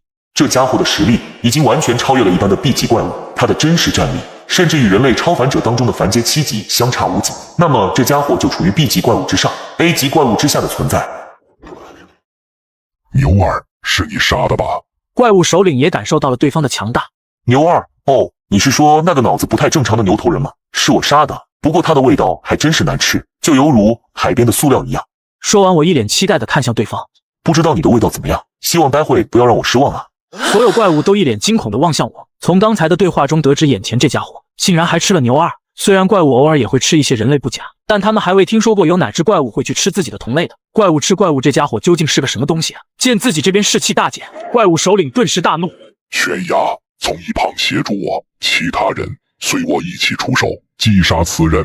一直悬挂在他身上的黑色纱布也终于被其一把扯了下来，露出了藏在里面的真身，竟是一只虎首人身的怪物。虎头怪物身上的气势也在不断攀登，并最终来到了最高，一举达到了凡阶7级中等的水平。血脉狂化马有点意思，这些异次元裂缝中的怪物似乎都掌握着一种提升实力的方法。伴随着一声低沉的兽吼声，这场混战瞬间便打响。我整个人高高跃至半空，体内的鹤子不停暴动，紧接着4条爆射而出，朝着底下的怪物接连插去。那些实力普通的地级 C 级怪物，身体脆的就跟一块豆腐一样，直接吐穿。见自己的手下被疯狂虐杀，虎头人身的怪物发狂暴怒不已，抬手对着半空中的我凌空就是一道斩击挥去。不仅如此，一旁的 B 级犬头怪物也是操控着手中的法杖，凭空释放出一道巨大的紫色雷电，对着我头顶骤然轰去。强大的攻击爆破后，只见一道黑影从半空中急速降落。太好了，居然打中了，受到了我们2人的全力一击。即便他实力再强，也必将会受到重创，只等掉落在地面就可以冲前去，将其瞬间撕个粉碎。一旁林青竹和慕瑶也是忍不住惊呼出声。就在这两只怪物心中盘算着待会如何撕碎我的时候，下一秒，令所有人都意想不到的一幕出现了。本该坠落地面的我，居然突然变化了方向，接着以一种极其恐怖的速度朝着犬猴怪物冲杀而来。不好，犬牙小心！然而一切都已经晚了。只听一声撕裂声，伴随着一道惨叫，众人与众怪闻声望去，只见我右手提着一颗狗头，嘴里更是还在嚼着什么，还时而流着血迹。这味道果然很难吃啊，简直就跟腐烂的死鱼内脏一般，难以下咽。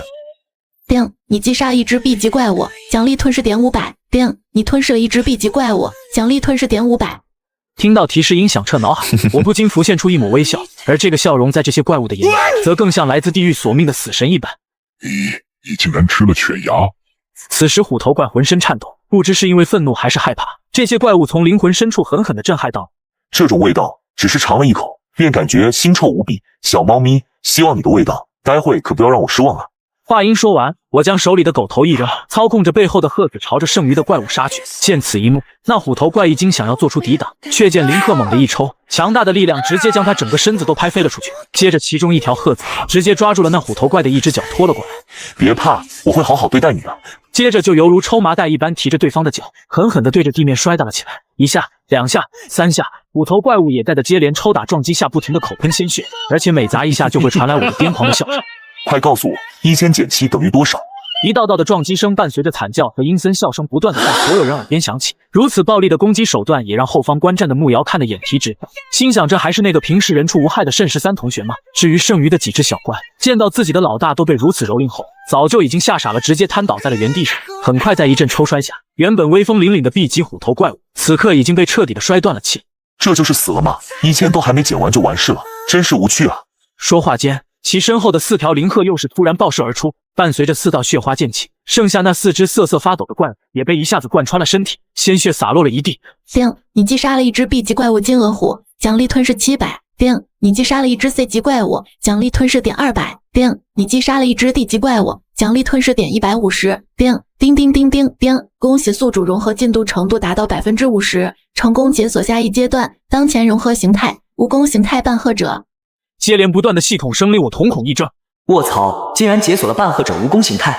看着只有自己能见的蓝色光幕，内心一阵狂喜。在解决完2只 B 级怪物后，由于林青竹伤势严重，不适宜继续探索异次空间，可他却不顾自身性命，依旧选择继续前进。没办法，灵矿的诱惑实在是太大了。就是这个地方了，只要从这个洞口进入，便能看到灵矿了。此时两女脸上即时兴奋，也带着一丝凝重。上一次他们刚一进这里，就被那只 A 级怪物压倒性的力量击退了。3人没有迟疑，一跃而下，来到地下洞府内。刚进来便注意到这里空气中的灵气浓郁程度要远比外面的更高。看来林青竹他们没有骗我，这里真的有灵矿。然而此时异变突起，山洞上方竟有数百道猩红的双眼，甚至还伴随着叽叽喳喳的尖锐的叫声。这是变异蝙蝠。话音刚落，被惊醒的蝙蝠群密密麻麻的朝自己等人扑来。我没有丝毫犹豫，释放着身后的羽鹤，一瞬间便秒杀了掉了绝大数的变异蝙蝠。叮，你击杀一只凡阶5级的变异蝙蝠王，奖励吞噬点200。叮叮叮叮叮叮。处理完眼前的危险后，3人逐渐朝里面深入。很快，众人瞬间便被眼前的景象给惊住了。只见最深处数之不清的灵石散发出耀眼的光芒，林青竹立马抱着一块灵石狠狠亲了一口。这就是灵矿吗？就是这个感觉，跟超凡水晶内的灵气一模一样。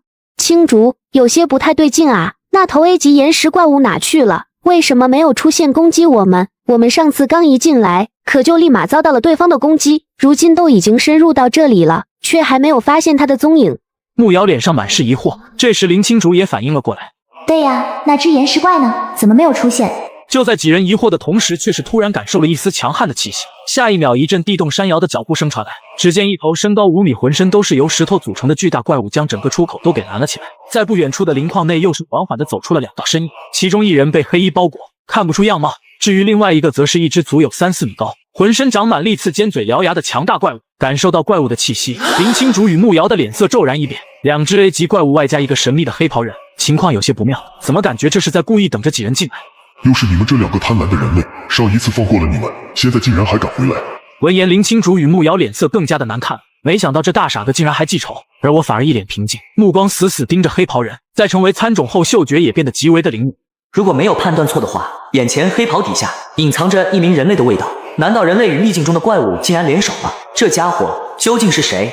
而这时那黑袍人却是突然笑了：“结，你们这些小家伙，窥探于我的灵矿，甚至还弄坏了我不少的小玩具，简直是罪不可赦。咦，你们这两个小妞，细皮嫩肉的，长相倒是不错，刚好可以留在这里，让我们一起度过一段快乐的时光吧。”接着只见黑袍人大手一挥：“好好的陪他们玩玩吧。对了，小心点，别弄坏了我的小玩具。”与此同时，在收到黑袍人的命令，两只 A 级怪物立马朝着三人发起了攻击。石头怪挥动起那足足有1米多粗的岩石手，汇聚出力量，猛地向我的位置砸去。在两女的惊呼中，我并没有和他硬碰，而是利用冲出2条灵鹤弹跳躲开了重击。虽然这家伙的力量很大，防御力极强，但也拥有一个致命的弱点，那就是他的攻击速度极为的缓慢。可就在躲过岩石怪物攻击的时候，另外一只 A 级怪物也已经杀到了眼前。这只外形长相与豪猪有些相似的级怪物，抬起手中的利爪便对着我一顿狂抓去。好恐怖的攻击速度！这就是 A 级怪物的实力吗？跟之前的 B 级完全不在一个水准。他的实力绝对超过了凡阶7级，他真的能应付的了吗？两人的实力竟然只能看到一道道残影在空中不断闪烁。虽然很想上前帮忙，但是以二人的实力反而会成为一种累赘。在面对着对方的突然攻击时，我并没有慌乱，找准时机操控着鹤子对着这只级怪物就是一记穿刺捅。可想象中的穿透感并没有出现，这只 A 级怪物很聪明，用自己的利爪交叉于胸前将攻击挡了下来。在两人正互相僵持之际，位于后方的 A 级岩石巨人再次挥拳而来，我立马4条灵鹤齐出，瞬间爆发出强悍的力量，将这只 A 级豪猪型怪物狠狠击退。与此同时，跃至半空中，体内鹤子迅速硬质化，反手对着对方就是一顿扫射。鹤子箭雨落在岩石怪物的身上，瞬间迸发出一阵阵清脆的响声，火花四起。这家伙的皮是真的厚啊，不愧是 A 级怪物，有点意思。这时对面的岩石怪物也不禁捶打自己的胸膛，就这种力道，给我挠痒痒还差不多，我就真让你打，又能怎么样呢？见对方如此嚣张，我突然狂笑起来。既然如此，那就试试这个吧。下一秒，一个如鸟喙般的黑色面具出现在了脸上，原本就有4条灵鹤的后背竟是再度长出了2条如蜈蚣般粗壮的鹤子，形态粗细都与之前完全不一，而且还伴随着一阵不寒而栗的声音。快把蜈蚣放进耳朵里，将手指一根一根的掰断，把它们通通吃掉。此时我嘴上也说着一些众人听不懂的话语，气息也是此刻变得越发的残暴嗜血。肾13，他状态好像有点不太对啊。由于从来没有见识过我展露这个形态，加上我脸上那极致癫狂的表情，不免得让他有些担忧起来。正想向前，可这时木瑶却挡在了他的身前。小心，以肾13现在的状态，根本无法判断还认不认识我们，不要贸然上前。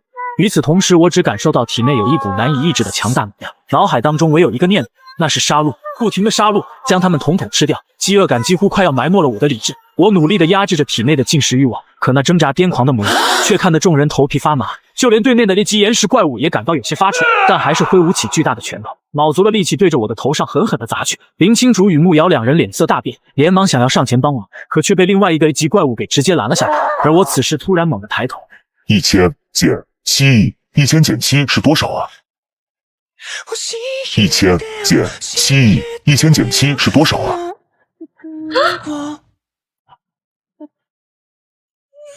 原来有这么多食物啊，真的是太好了。随着最后一道话语落下，我猛然抬头，此刻的面容无比狰狞，口水不断从口中流出，右手食指猛地一掰，下一秒我的身影瞬间消失。此时石头怪的拳头也刚好落下，然而他攻击并没有任何卵用。突然2条蜈蚣般形状的粗壮鹤子出现在石头怪背后，仅是一击便直接将严那硕大的身躯整个击飞，狠狠地砸在了上方的石壁上。而这还远远没有结束，众人脸色惊骇无比，只看到一道疯狂的黑影在周围的石壁上不断的来回跑动，速度更是奇快无比。那家伙发生了什么？他的力量、速度全部都增加了，石怪物的强大防御力竟然将他一击打飞了。天啊，肾13弟弟这是怎么了？但是他真的好帅，就算被他吃掉我也不介意的。一旁的木瑶一脸生无可恋，拿智障闺蜜毫无办法。而此时我并没有打算放过对方，体内的力量几乎让自己丧失理智，找准机会直接扑到石头怪的身上，背后的鹤子直接刺穿石头怪的大脑，痛楚瞬间席卷了岩石巨人的全身，即便是坚硬如他也忍不住惨叫起来。本想奋力反抗，可却被另外2条蜈蚣尾鹤牢牢按在底下。快告诉我，1000减7等于多少？石头怪此时一脸懵逼，还未来得及思考，又是一声惨叫，另一条腿也被蜈蚣尾鹤刺穿。你怎么不说话？1000减7等于多少啊？紧接着整个地洞回荡着凄厉的惨叫和穿刺声。神秘黑袍人见岩石怪被如此虐杀，顿时大怒，命令着一旁正在攻击林青竹2人的1级豪猪怪物朝着我厮杀而去。豪猪怪大吼一声，对着我的后背就是一顿利爪狂抓。感受着身后传来的攻势，我猛地一跳躲过了攻击。然而底下的石头怪可就倒霉了，跳开后豪猪怪物的利爪瞬间便落在身下的石头怪身上，本就被弄得快半死，又受到了来自猪队友的攻击，无异于是雪上加霜。而我见状，趁着在半空中停滞的瞬间，操控背后的鹤子对着石头怪猛地贯穿而去。冰，你击杀了一只 A 级怪物岩石巨人，奖励吞噬点1000。见如此干净利落便解决了岩石怪物，另一只 A 级怪物心中不禁有些畏惧了起来。我尼玛，同为 A 级以无敌防御力见长的岩石巨人，竟然就这样被对方2招击杀了！不行，必须得跑路，谁的话也不好使。豪猪怪一边警惕一边朝后方退去，可这时的我并没有理会他，而是慢悠悠地走到石头怪的尸体旁，直接伸手将尸体的心脏掏出。13弟弟，他这是要干嘛？他竟然……在林清竹与木瑶等人一脸惊骇的目光中，我对着手中的心脏一口咬下。冰，你吞噬了一只 A 级怪物岩石巨人，奖励吞噬点1000。一股鲜美至极的美妙醇香感瞬间充斥着的整个口腔味蕾，这种美妙的滋味令身上的每一寸肌肤、每一寸细胞都仿佛在跳动起来。紧接着我大口的啃食手中的美味，很快便将心脏被我吞噬殆尽。而我此时的目光突然看向了一旁的豪猪怪，口水开始慢慢的流了出来，脸上挂着一抹狰狞的笑容，这是一种对于食物的新奇渴望感。而此时的豪猪怪吓尿了，我尼玛，太吓怪物了吧！这人类竟然直接生吃怪物，他才是怪物吧？一旁一直观战着的林清竹与木瑶两人也被这突然举动给看傻了。在他们的认知中，我一直都是人类，但人类竟然把一只怪物给生吃了。此刻他们的目光中充满了疑惑，还有一丝恐惧。青竹，你有没有感觉慎13同学很像前段时间火爆全网的那个家伙？你是说那个被人意外直播，从而火爆全网的吃人怪物？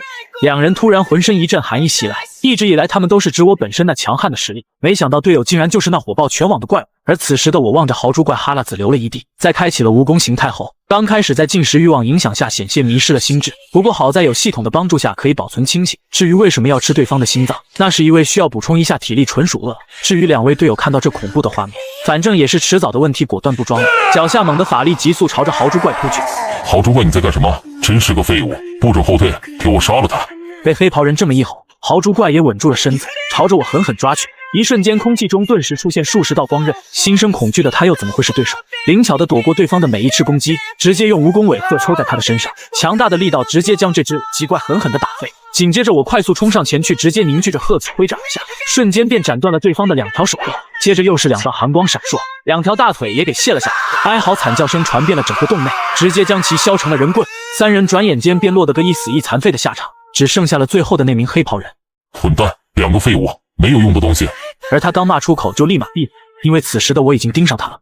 妈的，这家伙是个什么怪物？竟然还直接生殖心脏！不行，得赶紧溜了，这处据点就先废弃了吧。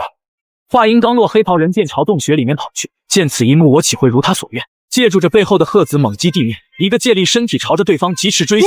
黑袍人见状，脸色顿时大惊，拼命的朝深处赶去，恨不得怪他老妈没给他多生出2条腿来。可就在无路可逃的时候，他居然停看下来。你小子很好，弄坏了我那么多的玩具，这份仇我记下了。说完便转身朝着墙壁一头扎了进去，整个人顿时消失在了原地，看得我是一脸懵逼，伸手一摸，竟然直接插了墙壁。这看似与普通墙壁融为一体的地方，竟然也是一处异次元裂缝出口。这处出口想必就连官方都不知道。压制住了想要穿过去的念头，毕竟不清楚对面有多少敌人，如果就这样贸然杀过去，着实有些危险。如今麻烦都解决了，接下来就是瓜分战利品的时候。13弟弟，你没事吧？刚才你可差点把我们给吓死了。对呀，慎13同学，你刚才那种形态，让我跟青竹根本都不敢靠近你。两人见我恢复正，话语间皆是关心，甚至还这里摸摸那里摸摸。不好意思，我还是第一次，有点不太熟练，后面再多来几次就好了。然而这随口的一句话，却是把两女都给整懵了。这话怎么听起来这么不对劲呢？满屏问号。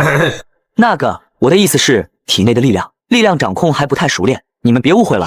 13弟弟，人家懂的。等下要不要姐姐我带你做点有趣的事呀？很好玩的哦。慎13同学，你这越解释越说不清了啊。我也是一阵无语，恨不得把他们包起来扔地上摔死。接下来就是分赃时刻，两个女人认为我功劳最大，决定只拿走1成，剩下的归我。可我拒绝了，还是按原来说好的分配，然后直接掏出事前准备好的麻袋开始打包。但由于洞穴门口还有守卫看守，总不能扛着麻袋大摇大摆的走出去吧，我只能用吞噬点向系统换了3枚储存戒指。看不出来啊，13弟弟，你给姐姐我送戒指是想向我表白吗？既然如此，我同意了哦。只不过你还给瑶瑶也送了1枚，难道你是想将我们2个人一同拿下吗？虽然也不是不可以。青竹，你说什么呢？可别乱说。此时的我一阵无语，不过也已经习惯了。这枚戒指叫做储存戒指，里面自成一处空间，能够将一些非活物品容纳进去，就像这样。说着，操控着体内的灵力涌入储存戒指上，伴随着一道蓝光扫过，顿时堆放在主角面前的10几个麻袋便消失在。随后，两人在震惊中也将面前的几个包裹布吸入了进去。下次有这种好事，记得还叫上我。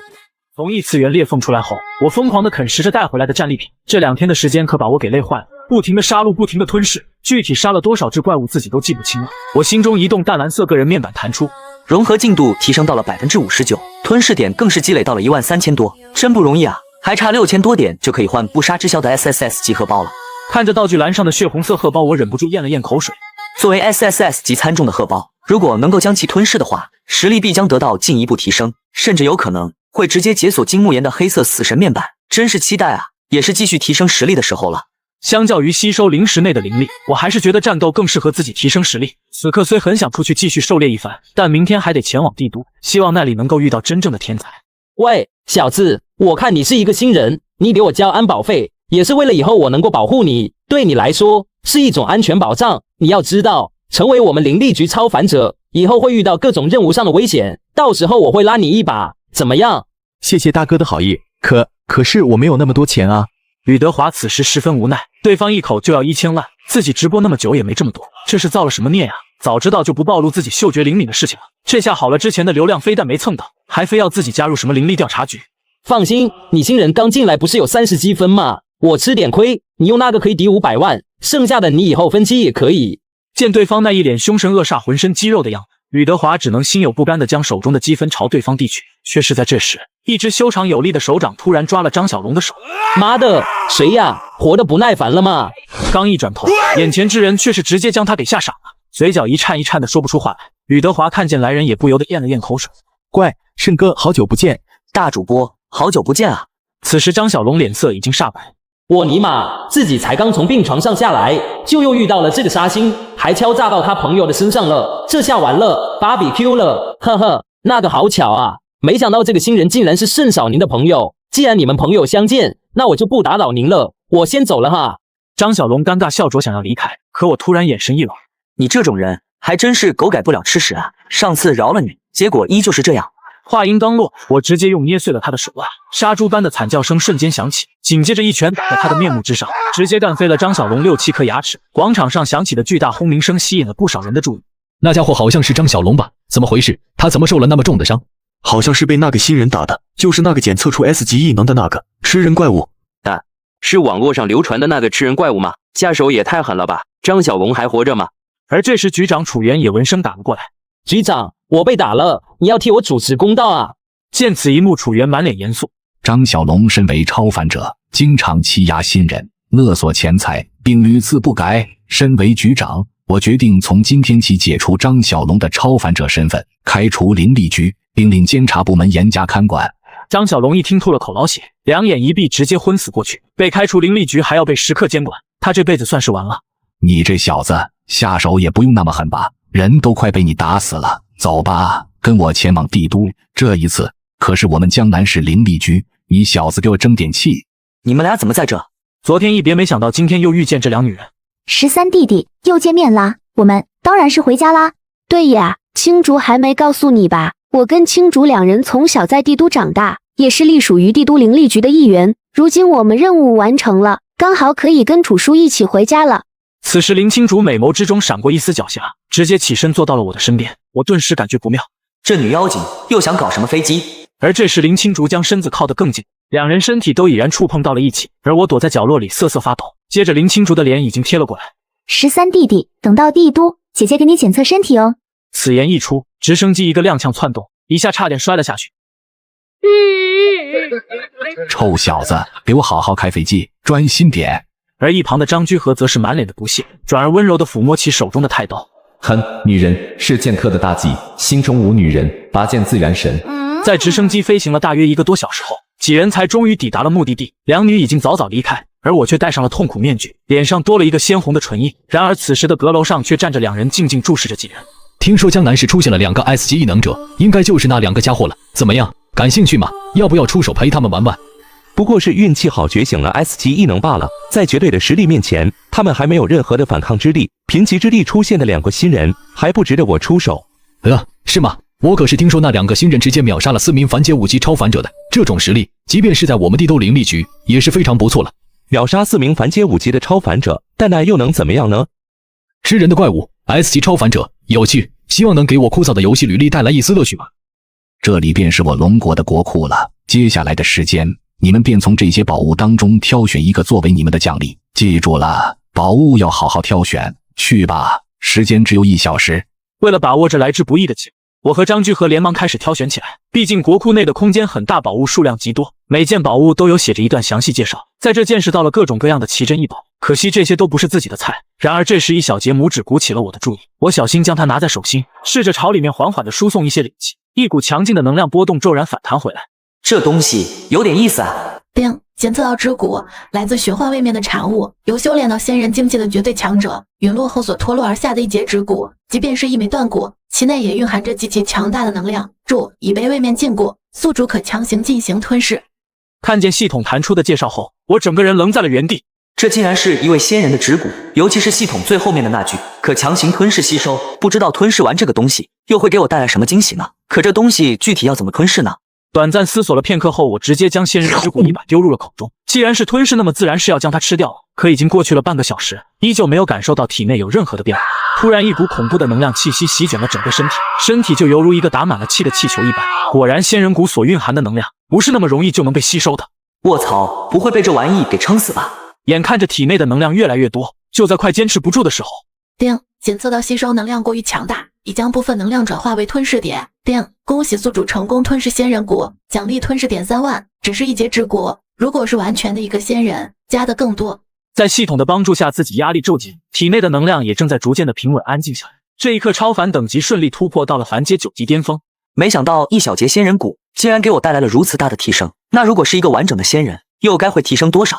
还好系统及时出现，不然小命可要交代在这了。一说到系统，我满脸兴奋。刚才清楚听到自己获得了3万吞噬点，对于那东西老馋了，现在终于有着落了。果断召唤系统，打开商城，看着不杀之枭 SSS 级参种荷包，我哈喇子已经流了出来。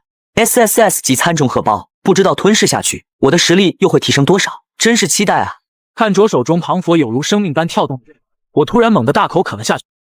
啃食的声音响彻了整个房间，而此时明显的感受到身体上的变化，紧接着整个人在不停的颤抖。我双手死死抱着脑袋，仿佛正在经历着什么巨大的痛楚。这种被称之为共餐，是参种在啃食同类的现象。除了能够让参种快速变强的同时，参种也会经历来自身体、心灵乃至于精神上面的巨大折磨。与此同时，体内的荷包在先前共餐的影响下，突然后4条灵色不受控制的暴走涌出，一张黑色鸟喙形面具出现在脸上，紧接着2条蜈蚣鹤子也骤然爆发出来。强劲的力道直接将房间内冲击得4分5裂。此刻的我拼命地压制着体内暴动的鹤子，整个人蜷缩在房间内，一角承受着巨大的痛苦。时间就这样1分1秒的流逝，不知过了多久。这是吞噬成功了吗？共餐的感觉真的好痛苦啊！这一刻，我终于体会到金木研说的那句：我真的不想再吃了。思索间打开了个人面板，竟然直接觉醒了黑色死神，超凡等级更是直接突破了凡阶，晋级到了超凡1级巅峰，还有融合进度也提升到了75%，并且还多一个全新的 SS 级能力甲贺。看来自己的属性这是全方位无死角的增强了。现在就算遇到传说中的 S 级怪物，也有自信能与之掰掰手腕。正当我准备收拾杂乱的房间，却突然听见一阵猫叫声，这情景感觉特别熟悉。13弟弟，该起床啦，姐姐来给你检查身体了。此刻我突然汗毛竖起，浑身颤抖。你信不信我真的把你抱起来扔地上摔死？哎呀，13弟弟，姐姐这不是担心你出来砸到水土不服吗？13弟弟，你这房间是进贼了吗？女妖精，少废话，直接说找我什么事？当然有事了，我是来，姐姐我是来给你检查身体来了。我的脸上流露出一副懵逼的表情。别闹了，你找我有什么事就直说吧。此时林青竹终于停下了打闹。楚叔就让我喊你出去转转，多注意一下最近那个法外狂徒，那家伙昨天又犯案了，并且还跟一个不明身份的组织搅和在了一起。听到对方的话，我自然没什么意见，正好趁着这个机会调查灵气复苏的原因。至于那个所谓的法外狂徒，遇见了一巴掌拍死就行。你们快看，那不是林大小姐吗？她竟然挽着一个男人，我靠，我没看错吧？林大小姐竟然有男朋友了！我的暗恋女神，那家伙竟然这么帅，我没机会了。切，好看有什么用？这个时代实力才是硬道理。说得对，不过哥们，你长得属实有点磕碜啊。此时的我生无可恋，双手捧着一堆盒子，足足堆得比自己还高，而且身上没有任何一处空闲着的地方，就连嘴巴里都咬住了一个塑料袋。各位哥布林们，记住，千万不要陪女生逛街，她们买东西都按吨量级的买。这次两人出来购物是次要的，重点是看看能不能抓住最近嚣张到不行的法外狂徒。小道消息，刘华强今天很可能抢劫银行，两人早早便在附近等待。与此同时，银行对面的一家牛肉汤饭面馆中，小妹妹，6碗面，2个粗，2个细，1个不要葱，1个煮硬点，要多久啊？要煮10分钟哦。先煮着吧，我们先去银行取点钱，回头来吃。六人一行气势汹汹，径直朝着银行走去。与此同时，我们两人也刚出银行门口，双方就这样面对面擦肩而过。我还与平头男子互相对视了一眼，正是这一眼让有种似曾相识的感觉。突然，一道道枪鸣声夹杂着尖叫声在后方陡然响起。我与林青竹见状，连忙转身望去，只见先前的几名西装男子便各自展现出了极其惊人的一面。其中一人浑身肌肉隆起，力大无穷，一拳便把一群举着盾牌的安保人员打飞；另外一人手持一柄西瓜刀，速度奇快无比，银行柜台就是接连数刀砍去。而2名暴徒男子则是更为的直接残暴，对着自助提款机就是一顿拳脚过。火花带闪电的同时，数不清的蓝星币也是接连往外吐了出来。哥几个动作都麻利点啊，一会面该凉了。咦，竟然还有主动跑回来送死的。此时刘华强也看到了，则返回来我们，抱着手中的霰弹枪对着门口的我就猛喷，威力巨大无比的喷在身上，非但没有将对方身体给打碎，反而发出了一道金属般的清脆碰撞声。哎呦，来了个不得了的家伙啊，有点意思，看来也一名实力绝非一般的超凡能力者了。刘华强指挥着一名小弟朝我冲来，见对方袭来，我眼眸一寒，右手如手术刀一般在空气中划过，凌厉的寒芒仿佛在此刻凝聚出实质。下一秒，鲜血如喷泉散落，一颗斗大的头颅冲天而起，突如其来的一幕也让在场的众人脸色一震。什么情况？被秒杀了？对方就是这么轻轻的一挥，自己麾下的一员得力战将，要知道那可是凡阶4级巅峰的超凡者啊，头颅就被瞬间斩掉了。这小子究竟是什么实力？这突发的状况让刘华强一时间有些无法接受，至于一旁的林青竹则是面不改色，因为他清楚这些人马上将成为尸体。赵虎，你去试一下那小子。老大，你是在叫我吗？自己同伴被秒杀的画面还历历在目，如今刘华强竟然叫他上去对战，这简直跟送死没什么区别。赵虎心中默默的盘算着，同时脚后跟也慢慢的朝后方退去。妈的，老总一个，等老子出去，第一个就先砍了你，其他人不想死的就给我过来。此时所有劫匪都聚集在了一起，刘华强坚信单打独斗可能不是对手，但抱团取暖还是有机会。与此同时，几人纷纷展露出了自己的异能，有手中握着一根黑色的铁棍，上面有着灵气涌动的，还有耳朵后长出鱼类一般的腮，显得极为的诡异。最前面的刘华强居然拿了一柄通体漆黑的狼牙大锤，居然连鱼人都有，你们真是弱得可怜啊！妈的，兄弟们，陪我上，干死这个臭小子！见几人挥棒砸来，我没有丝毫的慌乱，只见我直接几个巴掌过去，直接打出3死1重伤的局面。凡阶跟超凡的差距就像爸爸打儿子一样，根本不配让我动用赫子，几个巴掌就够了。我记得你最近好像跟一个组织走得挺近的，他们是谁？我的耐心有限。他们是天组织，是想让我加入他们成为教徒的。我并没有听说过这个组织，正想着回头找楚源多问一下，然而正主这时却赶了过来。慎13，看来我们得提前回去一趟了。江南市出事了，突然出现一座异次元裂缝，数十只 A 级怪物跑了出来，对着周围的村庄展开了无差别屠杀。这个世界的人类还真是弱小的可怜啊，竟然连一点灵力都没有，这就是身为低等种族的悲哀吧。男子脸上流露出一抹沉思，随后又有少许期待。希望能遇到有趣的东西吧。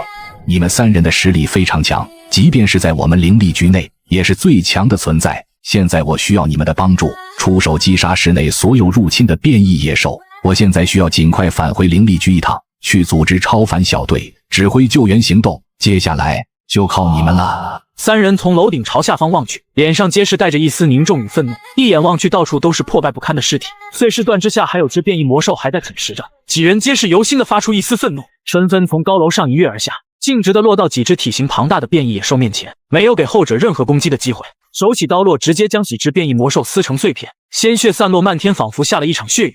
接下来我们去哪？由于3人当中属我的实力最强，2人也是以我为主体，分头行动，尽可能的解救幸存者。如今到处都是变异野兽，一个个寻找的话根本就杀不完，当务之急还是以解救伤员。确定行动后，3人立马兵分3路，朝着3处不同的地方出发。竟然还有活人，有意思，待会我要把你带回去，做我的第2001个实验品。与此同时，一路砍瓜切菜的我突然感受到了数十道强大的气息波动，随后利用鹤子猛地一跃，消失在了原地。就在黑袍人寻找那股生机的时，一道身影却是骤然出现在他的头顶。来人赤红色的瞳孔中冰冷无比，静静地浮现在半空之中。黑袍男子还没来得及出口，下一秒无数的暗红色鹤子就犹如利剑一般密密麻麻，不断地从空中爆射而下。清脆的肉体穿透声接连响起，脚下的高阶变异野兽们瞬间便被射穿了肉体身躯，鲜血洒落了一地。艰难躲过攻击的黑袍男人看着遍地的异兽残骸，脸上流露出一抹后怕。竟然敢对拥有尊贵血脉的我偷袭，卑贱的人类，你是想找死吗？黑袍男说完，身上的袍子无风浮动，手臂两侧便长出了两柄血红色的圆月弯刀，全身上下陡然爆发出一股极其强大的热浪。卑贱之徒，竟然弄坏了我的小玩具！接下来我会将你斩去手脚，盗取体内的血肉，将你一点一点的用水银灌溉满躯体后，再浸晒至期49天，悬挂于我的收藏室中。听到黑袍男子的话，脸上一副若有所思。你倒是给我想出了一个不错的点子，本来我还不知道该如何让你死得更痛苦一点呢，不过现在我知道了。卑贱的人类，你找死！盛怒之下，黑袍男挥舞着手臂上的红色战刃，整个身影宛如幽灵一般朝着我急速的冲杀而来，抬手接连数刀甩去，沿途仿佛要将这片空气都给撕裂开来。而我没有丝毫慌乱，在绝对的实力面前，黑袍男就是个小丑。我只是轻描淡写的举起右手，甚至连体内的鹤子都没动。接着面对着疾驰斩来的锋利战刃，空猛的一爪，一道清脆的金属碰撞声陡然响起，那看似锋利无比的刀芒竟然就给捏在了手中。接着在黑袍男子一脸震惊的目光中，两指指尖微微一用力，啪的一声，刀芒瞬间便被捏得粉碎。卧槽，这是什么情况？对方竟然仅用了2根手指头，便将自己的攻击手段给接住了。要知道我的实力可是达到了 A 加级啊，除非他是 S 级，不可能，这绝对不可能。你一个下贱种族，怎么可能修炼到那种实力？不信邪的黑袍男子在这一刻陡然爆发出了自己的全部能量，双臂上的红色战刃逐渐的开始汇聚着红色能量，周身气息包裹下，就连臂上战刃的体型也在此刻再度变大了几分。小腿猛地一踏地面，强大的力道直接在大地留下了一个深痕。卑贱的人类，给我去死！而我赤红色的眼眸一眯，背后骤然弹射出2条暗红色的灵鹤，直接将半空中的黑袍男子一把刺穿，接着用力一甩，将其狠狠地砸在了地上。黑袍男子狼狈的猛地喷出一口鲜血，意识到对方的实力不是自己能够抗衡的时候，果断生出了逃跑的念头。可我怎会如他所愿，鬼魅般出现在了黑袍男子的面前，犹如俯视着一只弱小的蝼蚁一般，一条灵鹤直接贯穿了黑袍男子的腹部，哀嚎声瞬间响彻整个校园。不要，求求你放过我！放过你？刚才你脸上的那副骄傲哪去了？张嘴就是一口一个卑贱种族，一口一个下贱人类，怎么现在开始求饶了？对不起，我知道错了，只要你放过我，我发誓永远都不出乐园一步。不，你不是知道错了，你只是知道自己快要死了。话音刚落，我也直接宣布了他的死刑。首先将他的手脚指头一根一根的切断，最后将他四肢砍掉做成人质，再将一条小可爱塞进他的耳朵里。宝贝，快告诉我，1000减7等于多少？然后在他嚎叫的同时，慢慢从脖子大打开吃。对，你击杀了一只 A 加级炎魔，奖励吞噬点1500。对，你吞噬了一只 A 加级炎魔，奖励吞噬点1500。对，你的融合进度增加了1%。轻轻的拭去嘴角的鲜血后，我并没有过多停留，又在学校搜寻了一遍，将几只变异野兽消灭干净后，总算找到了一些幸存者，足有200-300人，其中就有自己的同学和老师。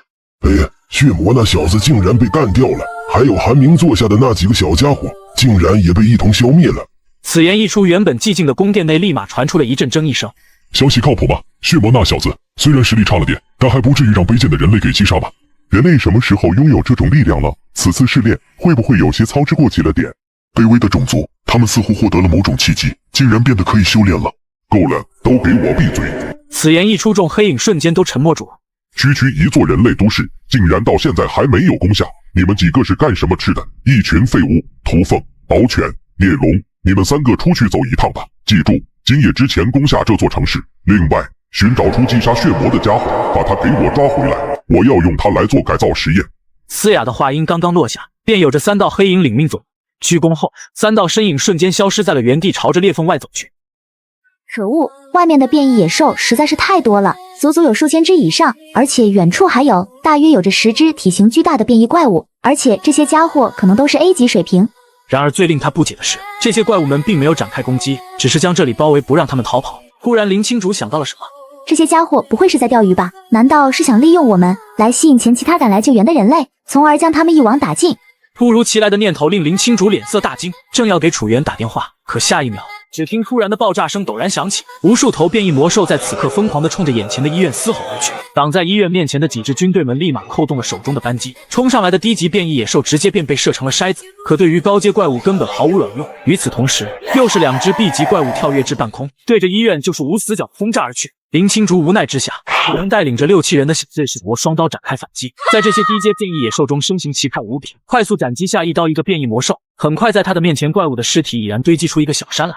虽然这些怪物的实力都不是很强，只有凡阶2、3级的样子，但他们的数量实在是太多了，根本就杀不完。继续照这样下去的话，恐怕浩也要被耗死在这里了。就在林青竹咬牙继续与怪物搏杀的时候，一道黑影已然悄无声息地来到他的身后。林青竹还未反应过来，被便一巴掌狠狠地拍在后背上，林青竹整个娇躯瞬间便被击飞了出去，重重地砸在了一处废墟之中。与此同时，这只怪物身上所散发的气息也是瞬间惊住了在场的所有人。这是 S 级怪物。要知道，在龙国已知大大小小的异次元裂缝当中，只探测出过1只，如今 S 级怪物竟然出现在城市里了。这一刻，众人甚至失去了反抗的心。小队中最为强大的林青竹，在 S 级怪物的面前也撑不了一招。这是 S 级的怪物，根本不是自己现在能够应付的。没想到你这个人类还挺有意思的，能够修炼到 A 级水平，也算是有一定的天赋了。但可惜，种族的劣势摆在那里，注定着你终究无法提升上去。卑贱的血脉，注定了你们此生只能沦为被奴役。此时怪物露出了真正面目，怪物浑身赤红，身上有着黑色纹路遍布着，尖嘴獠牙，血红色的瞳孔，身中仿佛有着一丝黑烟缭绕，正是异次元裂缝中走出的3头黑影之一獒犬。太弱了，以你的实力还不足以击杀血魔，既然你不是凶手，那么留你便没有任何用处了，去死吧！獒犬的脸上迸发出一股浓郁的杀机，手掌之上蓦然凝聚出了一道暗红色的能量尖刺，朝着林青竹的方向直冲而去，速度宛若一颗出膛的炮弹。而此时林青竹本能的伸出短刃想要抵挡，但身体几乎用不出来半点力气，只能眼睁睁看着对方朝着急速而来。就在林青竹以为自己必死无疑的时候，突然间一道暗红色的鹤子直冲而下，瞬间击溃獒犬攻击的同时，一道极致到冰冷的声音也在此刻响彻了起来。像你们这种异类，真是无论在哪里都无法得到救赎啊！突如其来的声音，原本失去希望的人纷纷抬起头来，而这熟悉的声音也让一旁的林青竹眼眸含笑。那个臭弟弟终于赶来了，他知道一切都将无视了，即便对方是 S 级怪物，都将败在他的脚下。与此同时，一道身形缓缓出现在了战场中央，横跨于林青竹的面前，将后者护在身后。眼前少年是人非非人，气息也是极为的古怪，仿佛怪物一般。他的身上还感受到了一丝血魔的味道，看来是你击杀了血魔，竟然目标主动出现了啊！那么你就去死吧！话音刚落，獒犬抬手便是凝聚出数颗暗红色的能量球，朝着我狠狠砸来。而我丝毫没有惯着獒犬，直接召唤出自己背后的灵鹤，瞬间弹射而出。黑色死神形态并没有让头发变白，但实力却大幅度的提升。随后整条右臂被紫鹤子包裹，直接凝聚成一把巨大黑色战刃。此时我身上散发的气息，即便是让身为 S 级的獒犬都有些震惊。我抬手一刀斩断獒犬攻过来的红色能量球后，背后又多出2条蜈蚣鹤，猛地轰向地面，借力朝着直冲獒犬杀去。见此一幕，獒犬也不敢拖大，反手便祭出了自己的专属武器，直接手持长刀与我厮杀在了一起。两人皆是达到超凡阶段的恐怖实力，一出手便爆发出了巨大的能量波动，直接将一些靠得近的碎尸瓦砾，包括一些低级凡界野兽们全部震飞了出去。而这时感受着从刀尖传透过来的巨大压力，獒犬的脸色变得极为的难看。可恶，他的力量怎么如此强大？完全不像是初入 S 级的感觉，有一种仿佛在面对远古凶兽的感觉。而我根本不给对方丝毫喘息的机会，恐怖的力道直接便将獒犬击退数十米，下一秒身影便消失在了原子，手持长刀已然来到了獒犬的身旁。獒犬见此一幕，连忙挥舞着手中的战刃奋力抵挡，接连的金属碰撞声不断响起，火花四溅。见獒犬竟然被一个人类给压制住，另外2只黑影此刻也感到极为的震惊。照这样下去的话，獒犬可能快坚持不住了。只见秃凤从怀中取出了数枚锋利无比墨绿色羽毛，羽毛边缘沾染着一丝黑色的气息，如匕首一般锋利细长，看准时机，对着正在朝獒犬攻击的我后背就是急速射去。13弟弟，小心！然而却还是晚了一步，仅是一瞬间，锐利的羽毛直接洞穿我整个身躯，洞穿身子也是不自觉的微微一颤。前方的獒犬见此一幕，立马抓住机会，趁机施展出了自己的最强手段，刀尖凝聚着暗红色的光芒，其上有着电弧环日。随着獒犬一声暴喝猛发出，凝聚着无尽杀意的一刀，随着獒犬猛地挥砍而下，从刀身之上迸发出了一头外貌似犬非犬、似鸟非鸟的巨大虚影，嘶吼着朝我扑来，蕴含着无尽杀机的一刀猛地斩在了我的肩膀，从上方一刀直接横拉下来，鲜血瞬间喷射飞出，犹如喷泉一样，整个人骤然击飞，重重的砸在一片废墟之上。此时林青竹吓得脸色煞白，不顾伤势瞬移到后者身边。13弟弟，你怎么样啊？獒犬与秃凤也在此刻汇合在了一起。干得漂亮，秃凤，果然偷袭这种事还是你这家伙干起来最为合适。后者闻言流露出一抹笑意，自己也并没有觉得任何不妥。那个小子死定了，正面承受了我们2人的全力攻击，即便是同为 S 级的怪物们都无法抵抗，更何况是一个区人类之躯。可接下来的一幕让所有人都傻眼了。只见我胸口一道半笑多长的刀口，那足以令人失去生命的伤口，以一种肉眼可见的速度不停地恢复着。一个眨眼的时间，那巨大的伤口便已然恢复如初，甚至连一个疤痕都不曾留下。这怎么可能？近乎变态的恐怖恢复力，让身旁的林清竹感到一阵哆嗦。而此时我眼神直勾勾盯2头 S 级怪物，嘴角不自觉地流露出一抹嗜血的笑容。老秃驴，你很好，竟然出手偷袭，待会就把你身上的毛全部都给你拔光了。远处的敖犬与秃凤两看得身体一怔，大脑有些发懵。这小子很不对劲。何止是不对劲啊，跟我们相比，这小子才是怪物吧？人类怎么可能拥有这种恢复力？要不我们开溜，我怕他真把我留了多年的长毛拔了。正当2人准备开溜的时候，另外一头飞影也来到了2人的身边，同样是一头 S 级怪物，此刻展露出真身，对着2怪就是一个逼兜。废物，遇到点事就知道跑，3个人打1个都不敢上，说出去你们俩简直是在丢我们 S 级生物的脸。别忘了，首领可是吩咐过我们，必须要把这个击杀血魔的家伙带回去，而且首领的手段你们是知道的。聂龙言语之中带着一丝威胁，敖犬与秃凤2人皆是一颤，随后3怪面露杀意，一瞬间便朝着我的方向扑杀而来。只见聂龙周身灵力疯狂涌动，旋即快速的在半空中猛地一抓，空气中便凝聚出了一个青绿色的巨大龙爪。一旁的敖犬与秃凤也并没有闲着，释放出自己最为强大的攻击手段。火红色的能量在刀尖短暂的凝聚过后，随即猛地倾泻而出，锋利的墨绿色羽毛犹如箭雨一般射。感受着3头 S 级怪物上面传来的危机感，所有人的脸上都充满了恐惧与紧张。这种层次的攻击，甚至连近距离观摩的资格都没有。而我此时也瞬间反应过来，将一旁的林青竹护在后方的同时，疯狂地催动着体内的鹤子，双臂之上鹤子包裹凝聚出一个锋利的黑色长刀，脸庞连带着以及身躯都被鹤子包裹，体型也发生了变化。这一刻已经彻底化为了完全踢鹤者形态，身上的气势也在此刻毫无保留地彻底爆发开来。我脸上战意盎然，没有丝毫的畏惧。虽然说是同时面对3头 S 级怪物，但依靠着自身强大的实力以及变态的恢复能力，并不觉得自己毫无胜算。相反，他甚至觉得自己还能够斩杀对方。暗红色的能量不断地冲击着这片大地，4道足以毁灭整座城市的攻击，在此刻悍然碰撞到了一起。聂龙3人的全力一击，在短暂的蓄力过后同时释放开来。面对着3人攻击，我临危不乱，对着3头 S 级怪物的位置就冲了上去。躲避着羽毛攻击，同时对着上空压来的巨大龙爪猛地刺去。2者在接触的一刹那，靠得近的一些低阶变异野兽瞬间碾个粉碎。而我此时一个借力瞬移来到秃凤的身边，接着挥刀重重砍下。秃凤见状，脸上顿时大惊，根本来不及躲闪，一道肉体被撕裂的声音陡然响起，鲜血四溅。鹤刀重重地砍在了秃凤的肩膀上，犹如砍瓜一般，深深地嵌了进去。顿时哀嚎声响彻整片空间，而我紧接着再把鹤刀往上用力一劈，一条手臂骤然飞了出去。卑贱的人类，你敢！敖犬与聂龙2怪见状，脸色极为难看。妈的，3个打1个还被反杀，这还玩个鸡巴！此时敖犬见我注意力全在秃凤身上，正要偷袭，然而一声暴喝传来，瞬息之术，原子斩！无数道太刀影骤然出现在空中，同时对着这片空间内所有怪物使挥出一刀，仅是一瞬间便砍出了成百上千刀，攻击如雨水般尽皆落在了敖犬的身上。虽然并未将其切割成碎块，但也在其身上留下了数百道细密的疤痕。敖犬整个人也朝着后方退去。卑贱的人类，你又是谁？我只是一个保卫家园的人罢了。区区一个反阶8级巅峰，也配跟我动手？聂龙立马发出了一声龙吟，下一秒，周围的众多变异魔兽们瞬间将我们等人包围起来。用怪堆也堆死你们！要知道，单挑可不是我们的强项，数量才是我们唯一的优势。见此一幕，我笑出了声。你是想比人多是吧？掌声刚落，一阵阵整齐密布的脚步声响起，只见楚原带着无数支全副武装的军队缓缓走，其身后是江南市灵力局的超凡者部队，足足数千人抛之生死悬者包围家园。这一刻，属于人类的反击打响了。楚叔，小心一点，那3个家伙都是 S 级怪物，并且这次江南市的入侵应该也是他们所一手策划的。你们干得不错，辛苦了。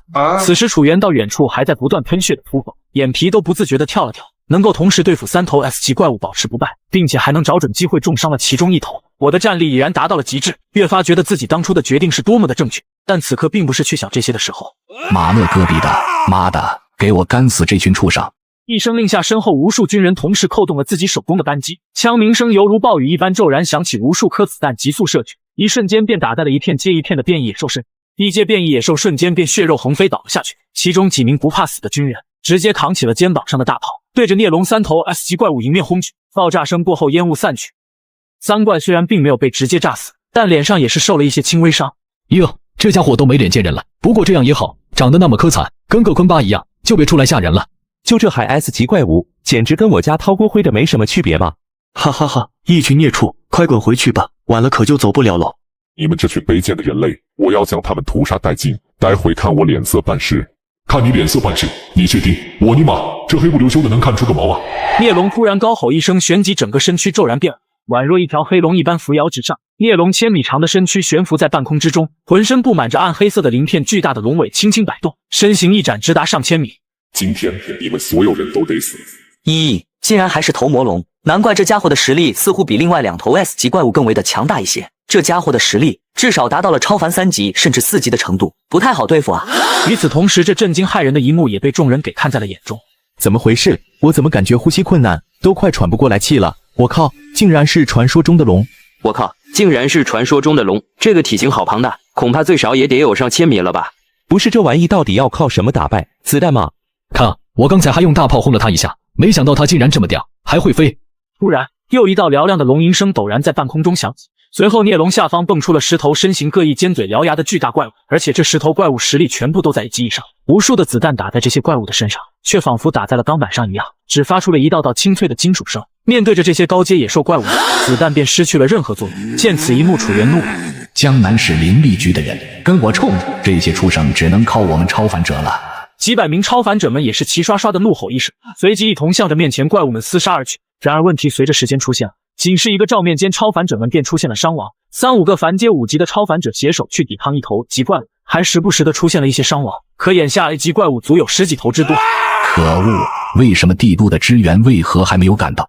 此时我看着突然出现的10头级怪物，以及不断被打压着的联军部队，身上的气息也是骤然提高。旋即鹤子瞬间包裹住全身，随后开启了完全踢鹤者化，全身上下犹如覆盖了一层暗红色的盔甲，手臂上的鹤刀之上仿佛有些鲜血在上面流淌。盛宴开始了。下一秒，我的身体陡然消失在了原地，身形急速跳动，在体内鹤包的加持，速度已然达到了一个恐怖的程度。众人只能看到一道道残影来回穿梭，一个瞬间便已然来到了数头级怪物的身边。凌厉的暗红色鹤子划过天际，噗呲一声，鲜血四溅，肉体切割而下，3颗斗大的脑袋冲上天际。我一挥手，直接将其牢牢拉住，手持4颗凶兽头颅，整个人宛若一座杀神。这就是圣13的实力吗？10秒，只用了10秒就秒杀了4头 A 级怪物，太恐怖了！这怎么可能？他的实力怎么进步得如此之快？我记得他貌似还是一个新人吧？你妈妈的碗啊！你家的新人有这么猛？所有人和怪都被震惊了，不敢置信地望着眼前发生的一切，而浮立在半空的孽龙也是不可置信。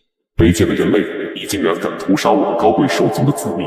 话音刚落，我缓缓地看着上空的孽龙，给了他一个温柔的眼神。今日吾将斩魔龙，食其肉，饮其血。这一刻，冰冷且充满杀意的话语充斥在整片战场。卧槽，太他妈帅了！竟然敢公开跟 S 级怪物叫板，他真的太恐怖了。他才多大？我记得我儿子都比他大吧？竟然有如此恐怖的实力，简直就是一个天才。不，他不单单是天才，他更像是一个怪物，简直已经超越了人类的极限。听着底下人类那肆无忌惮的猖狂笑声，愤怒的孽龙暴喝一声龙吟，狰狞的龙头旋即一股股能量疯狂的从他的体内涌现，四周的空气都开始旋转起来，半空之中电闪雷鸣，乌云密布，一股股骇人的气势从他的身上传来。下一秒，一道恐怖的暗黑色能量光波从他的口中喷涌而出，直接张嘴对准了底下的众人。恐怖的爆炸声在顷刻间便席卷了整片战场，强大的威能直接将沿途的碎石，包括一些实力较弱的人类给直接卷飞了出去。而手持4颗宝贝的我没有受到任何攻击，但身后的一众普通军人可就麻烦了。此时孽龙还在发疯似的吐着龙波，如果这些军人被碰到，肯定必死无疑。特么的，这畜生竟然将目标转向了我们，看来得提前下线了。混蛋，他的实力太强了，我的豌豆射手根本拿他毫无任何办法。别说你的豌豆射手了，我的玉米加农炮现在轰他都没有一点卵用。眼看着孽龙的攻击光波越来越近，一些不要命的军人直接和怪物近身肉搏，有拼刺刀的，甚至还有用牙咬的，都想要在临死前多换一个。看来再不出手，这些人就要全军覆没了。这一刻我再无任何保留，鸟头面具突然出现在脸上，身后再度长出2根蜈蚣鹤子，利用着身后的鹤子拔地而起，向着冲天巨浪一般的能量光波冲去，整个身躯化作一道血刃朝天空中的孽龙砍去。强大的能量华直接在空气中汇聚出了一个实质性的巨大刀芒，二者在相撞的一瞬间，一道巨大的光波能量直接将周围的一切都给摧毁。然而在全力加持下，我直接将孽龙的光波给横劈2半，将他的攻击彻底的撕碎淹没。这怎么可能？那可是我的本命攻击啊，竟然就这样被撕碎了。还未等聂龙做出反应，我犹如一道疾驰流星一般，从天空中一闪而过，一道切割声响彻天空。低下的众人与众怪只见一道红光划过，紧接着他们的脸上感受到一滴滴温柔的液体滴落而下。这是下雨了吗？不对，这雨怎么可能是红色的？这是那头 S 级怪物孽龙的血。所有人满眼骇然地抬头望去，只见半空之中，孽龙那长达1000米的巨大身躯，从龙头开始到整个身子从上至下被削成了两半，伴随着一道巨大的爆炸声陡然响起，孽龙那被斩为两半的躯体从空中落下，接着是一道怪异的身影站在龙首之上，而且还在不断啃食一颗巨大的心脏，嘴里还一直念叨着好了好了。此时我抬头缓缓朝着四周望去，在场说有人大气都不敢喘，就连只知道杀戮的变异野兽，此时也浑身颤抖。这一刻的我宛若地狱的恶魔，让他们匍匐在地上。而另一边的秃凤与敖犬亲眼见到实力恐怖的孽龙被我劈成了两半，此刻更是心神大骇，双腿都有些止不住的颤抖。大哥都被一刀劈成了两半，这还打得卵？妈的，赶紧跑路，却根本打不了一点。敖犬与本就受伤的秃凤丢下小弟就跑，而此刻感到格外的神清气爽的我，早就将两人的一举一动放在眼里。不知道你们两个又会是什么味道？既然这样，那就从你先开始吧。仅是2-3个呼吸间，秃凤便被我直接追上，身受重伤的他逃跑的样子成了笑话。老登，先前竟然还敢偷袭我，说吧，你想怎么死吧？秃凤闻言一看，险些摔倒在地，干枯的脸皮是止不住的颤抖。妈的，难道我今天要栽在这个地方，被一个下贱的人类所斩杀吗？明明我才是这场游戏的猎人，现在为什么会发展成这样？然而下一秒，我根本没有给他开口求饶的机会，直接用鹤子挑将他的另一条手臂也给削飞了出去，凄厉哀嚎声响彻整个医院。不要，放我一马！这一切都是个误会，我们也是听信别人的蛊惑才入侵你们的城市。哦，有点意思，难道和逃跑的那个黑袍家伙有关系？把你知道的都说出来，敢隐瞒一点，我直接将你全身的肉一丝一丝的挑出来。见我了来兴趣，秃凤顿时把一切如实上报。本来我们一族只能在异次元裂缝中不断的发育，那里对我们而言更像是一个牢笼在囚禁着我们。但是在3天前，有一伙黑袍人，他们与我们达成了协议，说会用一种特殊方法将我们放出来，代价就是需要我们协助他一同入侵这座城市，并且将见到的所有活物统统斩杀，这才是我们入侵的原因。至于更多的，这不是我能够知晓的了。这个消息可是极为的骇人炸裂，没想到黑袍人这么神秘，竟然还能与异次元裂缝中的怪物达成合作。该说的我都说了，只要你能放我一马，我发誓永远不会再出现在人类世界当中。然而此时我面对他的求饶只给了一个微笑。放心吧，我会让你成为我身体上的一部分，别怕，一会就好。下一秒，我一口咬在他脖子上，一道凄惨的声音再次响彻整片校园。在我温柔对待食物的同时，所有人的目光都齐聚了过来，眼神之中满是畏惧与警惕之色。而此时我还在感受着口中鲜活的血肉，大口大口的朵颐起来，又是一阵神清气爽，丝毫没有在意他们的目光。叮！恭喜宿主击杀了一头 S 级变异生物孽龙，奖励吞噬点8000；杀了一头 S 级变异生物秃凤，奖励吞噬点5000；吞噬了一头 S 级变异生物秃凤，奖励吞噬点5000。恭喜宿主融合进度增加10%。叮！恭喜宿主解锁新阶段面板独眼之王。叮！恭喜宿主吞噬了一头 S 级变异生物孽龙，奖励吞噬点8000。而这血腥的一幕也直接暴露在身后的众人眼前，直让他们不寒而栗，头皮发麻。果然，那个传言是真的，这家伙就是一个吃人的怪物。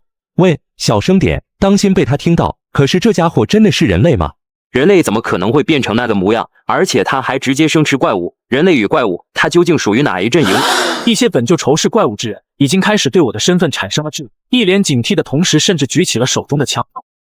全都给我闭嘴！一群人白眼狼，忘了刚才是谁救了你们吗？难道你们是想做一个忘恩负义之徒？楚原的声音很大，也让正在大口进食的我停下了动作。与此同时，林清竹也来到了身边，对着我的身体就上看下看，甚至这摸摸那摸摸。13弟弟，你吓死我了！刚才的战斗，你有没有受伤？伤得严不严重？慎13不用理会这些人，你已经做得很棒了。如果不是你，这一次能不能守住江南时还是一个未知数。我正要将秃凤死前说的情报告诉楚原，可突然后方又是一阵骚乱。只见数十队全身武装、手持武器的特殊部队正整齐地朝着这边步步踏来。明眼人一看就知道来者不善，其中一名老者流露出不解与嫌弃的目光。哎呦，这家伙就是那个吃人怪物嘛，还挺会伪装的嘛，长得倒是挺像个人类，不过一天是怪物，你一辈子都是，终究是个不确定的因素啊。穆局长，我觉得这种人还是需要严格看管起来比较好。另外，必要时刻也可以将他打入监狱，用来做一些深层次的活体研究，这样也算是造福于我们龙国，你说对吧？老头的话成功引起了所有人注意，而我此时一脸杀机，死死盯着这个干瘦老头。老家伙，你他妈的在说些什么呢？你知不知道慎13在这次受潮中做出了多少贡献吗？如果不是因为他，我们这些在内的所有人都得死，甚至就连江南市恐怕都已经被那些怪物给夺去了。现在你们竟然要这样对他，你们还有没有人性？还懂不懂得感恩二字？还好意思说别人是怪物？我看你们简直是连禽兽都不如！住口！你一个小小的江南市局长，什么身份，竟然敢对我这样说话？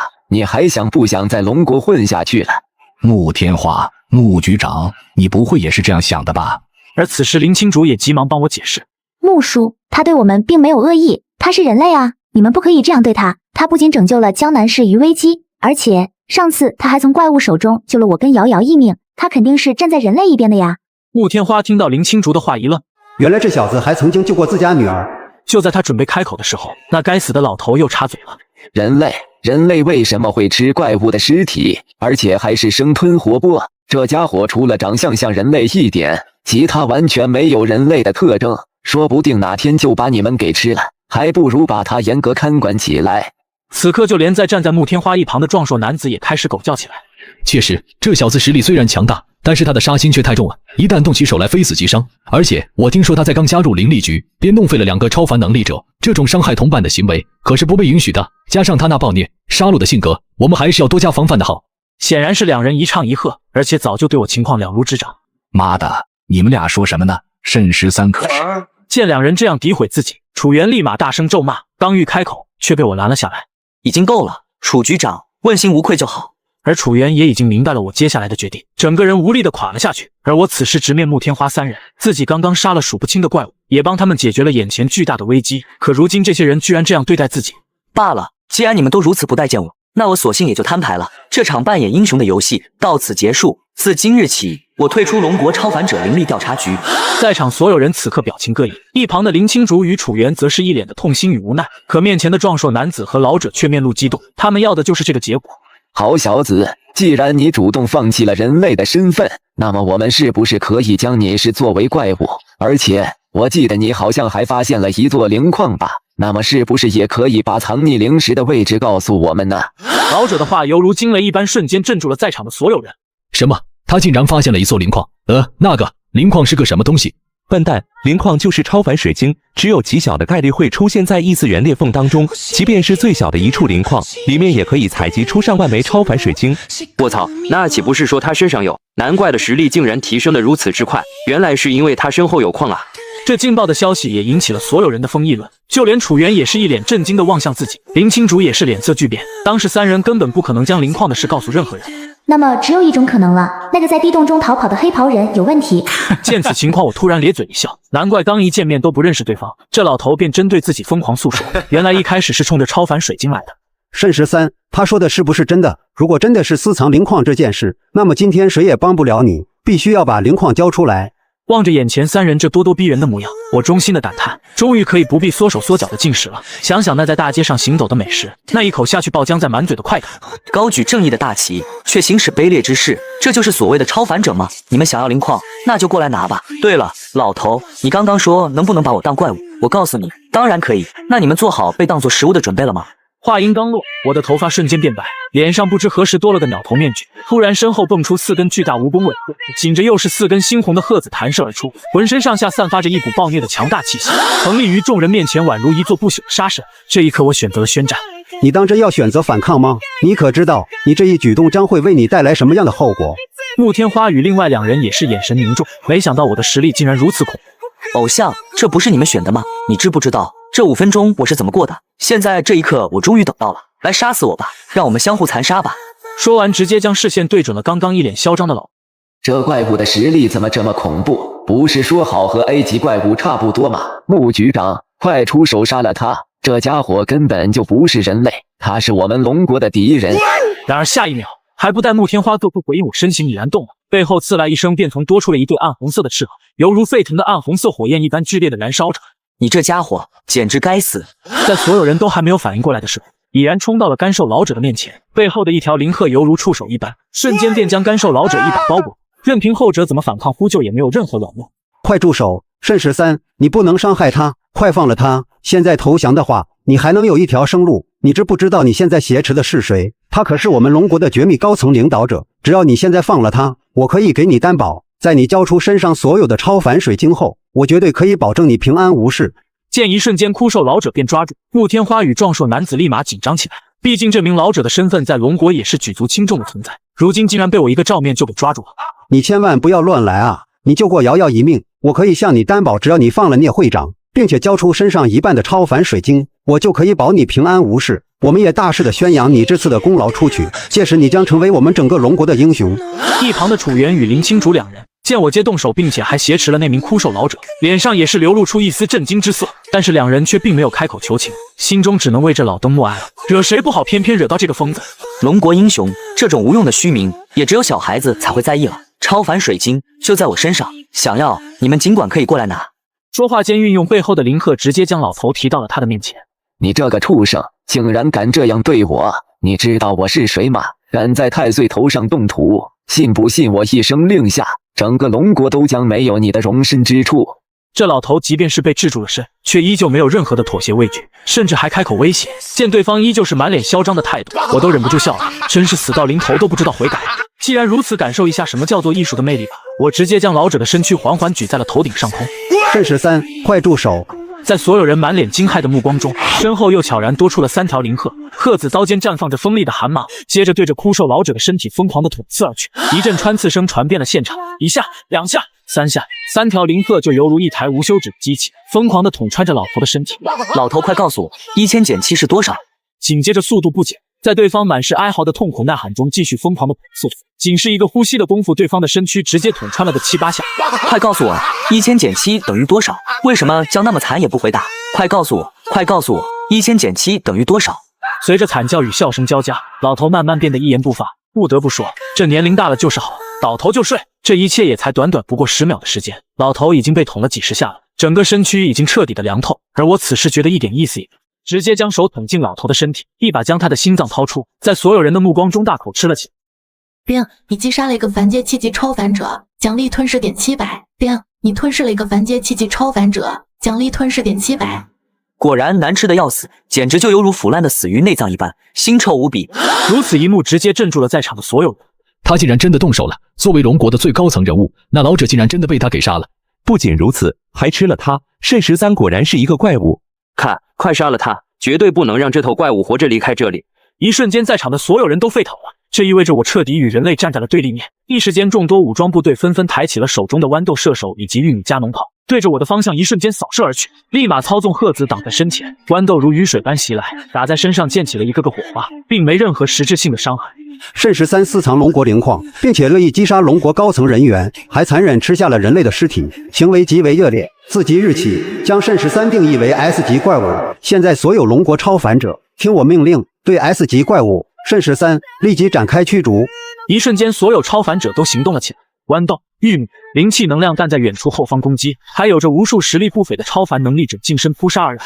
反而跟随楚元的那些超凡者和武装部队没有动手，但他们很是纠结。刚刚还是这个怪物从另一个 S 级怪物口中把他们救下。此时楚元一瞬间感觉苍龙了许多，他最不愿意看到的一幕还是发生了。林清竹也满脸泪水，很是痛心与迷茫。一边是身后的国家，一边是眼前生出情愫之人，他夹在二者中间犹豫不决。可此时的我，面对众人齐齐攻，却在思考一个很严重的问题。刚才系统好像提示加点了，对吧？原来吞噬系统不只局限于击杀、吞噬怪物与变异野兽才能获得吞噬点，人类竟然也可以，那是不是意味着……此时我突然想通这关键的问题，望着眼前这些无数朝自己扑杀而来的人，明明半个小时以前还在保护的人类，现在居然将矛头指向了自己。既然如此，那么便展开一场杀戮游戏吧。此时我赤红色的鹤眼当中流露出一丝杀机，面对着朝自己蜂拥而来的众多超凡者，身上陡然迸发出暗红色的鹤子，鹤身之上有着电弧缭绕，仿佛有着什么东西在涌动着。下一秒，骤然释放出无数根硬质化的鹤子，犹如出鞘的利剑一般，速度奇快无比，一瞬间便将冲在最前方的一些超凡者们给贯穿了身躯，鲜血飞涌下，哀嚎声不断响起。冰，你击杀了一名凡阶4级超凡者，奖励吞噬点300。冰，你击杀了一名凡阶5级超凡者，奖励吞噬点500。冰。一道接一道的系统提示声在脑海中不断响起，每一道提示声也意味着一条鲜活的生命中，离得近的直接一手插进他的心脏，直接掏出大口啃食起来。此刻的我一脸陶醉，享受着嗜杀的快感。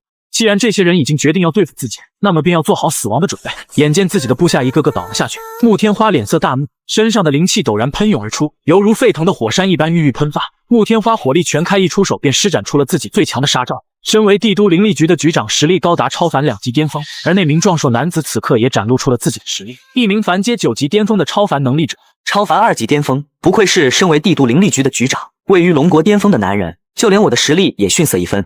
与此同时，穆天花在短暂的蓄力过后，也是释放出了自己的强力一击。他自身的异能是水元素，此刻空气中便凭空多出了一条全身由流水凝聚而成的狰狞巨龙。巨龙有100米多长，仿佛拥有生命一般，在刚出现的那一刻便嘶吼咆哮着。接着在穆天花的巧妙操作下，水龙在空中翻转腾云间，冲着我的方向便直冲而去。下一秒，由无尽的能量汇聚而成的狰狞水龙，汹涌的一下便封在了我的身上，直接将我整个身体淹没在洪流当中。紧接着脚下的大地因为承受不住巨大的压力，开始寸寸断裂，展露出一道道深深的沟壑。此时我突然吐了一口老血，这一幕也看得一旁的超凡能力者们热血沸腾。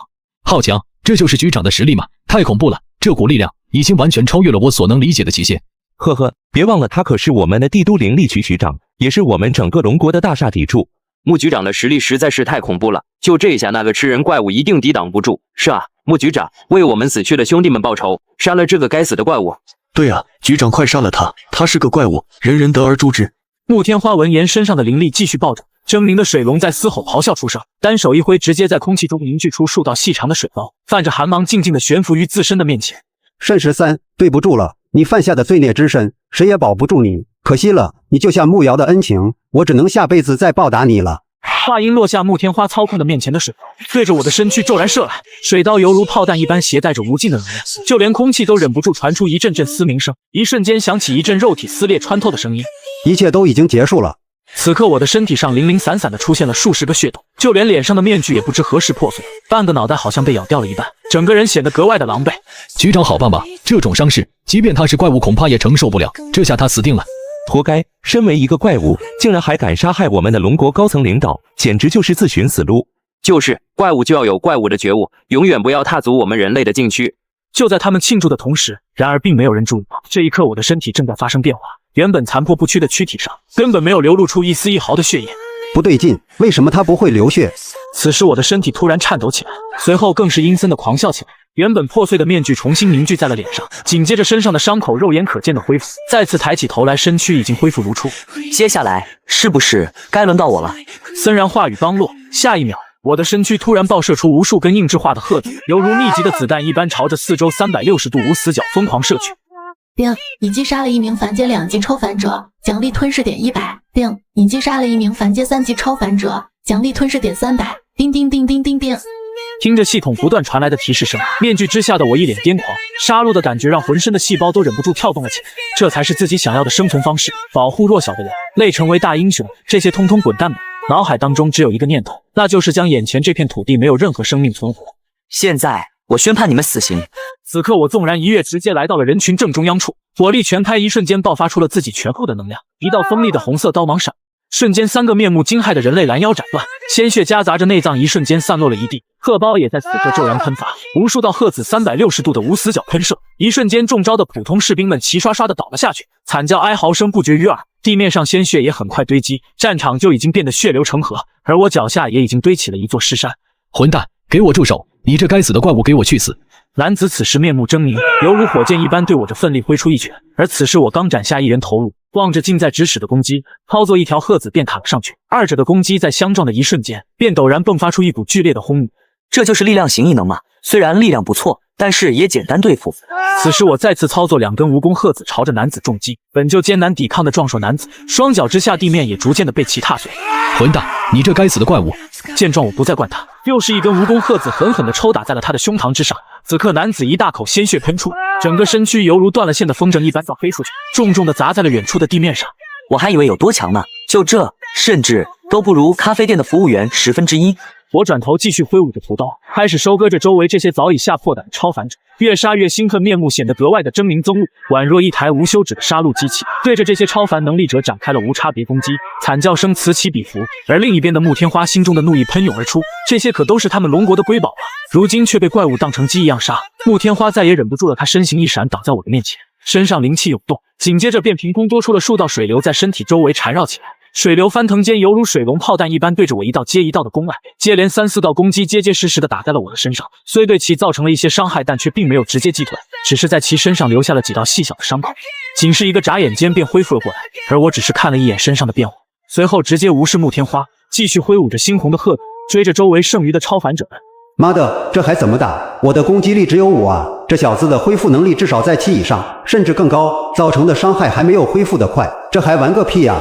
除非是拥有超强攻击力的超凡能力者，才有可能做到一击必杀，不给我恢复的机会。但是现在这种情况，让他去哪里找？穆天花扫了一眼一旁的楚原、林青竹等，脸上流露出一抹无奈的表情。然而还不等他开口，楚原便直接转过头去。江南市的部队们，危机已经解除了，现在大家可以都回去了。对，老楚，快点！只有你能制止那个家伙了。难道你要亲眼看着那小子将我们地斗的超凡能力者全部杀光吗？你现在知道后悔了。刚才你们强迫人家交出水晶，妄图要关押别人，伤害别人的时候怎么不说呢？如今技不如人，再后悔已经晚了。对了，忘了提醒你，我要是你的话，倒不如多准备一些棺材，或者给他们的家属多实行一点补偿比较好。是13，不要杀我，太恐怖了，饶我一命，我还不想死啊！我错了，我再也不敢了。我还有老婆孩子，我还有90岁的老母亲需要抚养，只求你放我一马。我是主播，放我一马，我把粉丝都给你。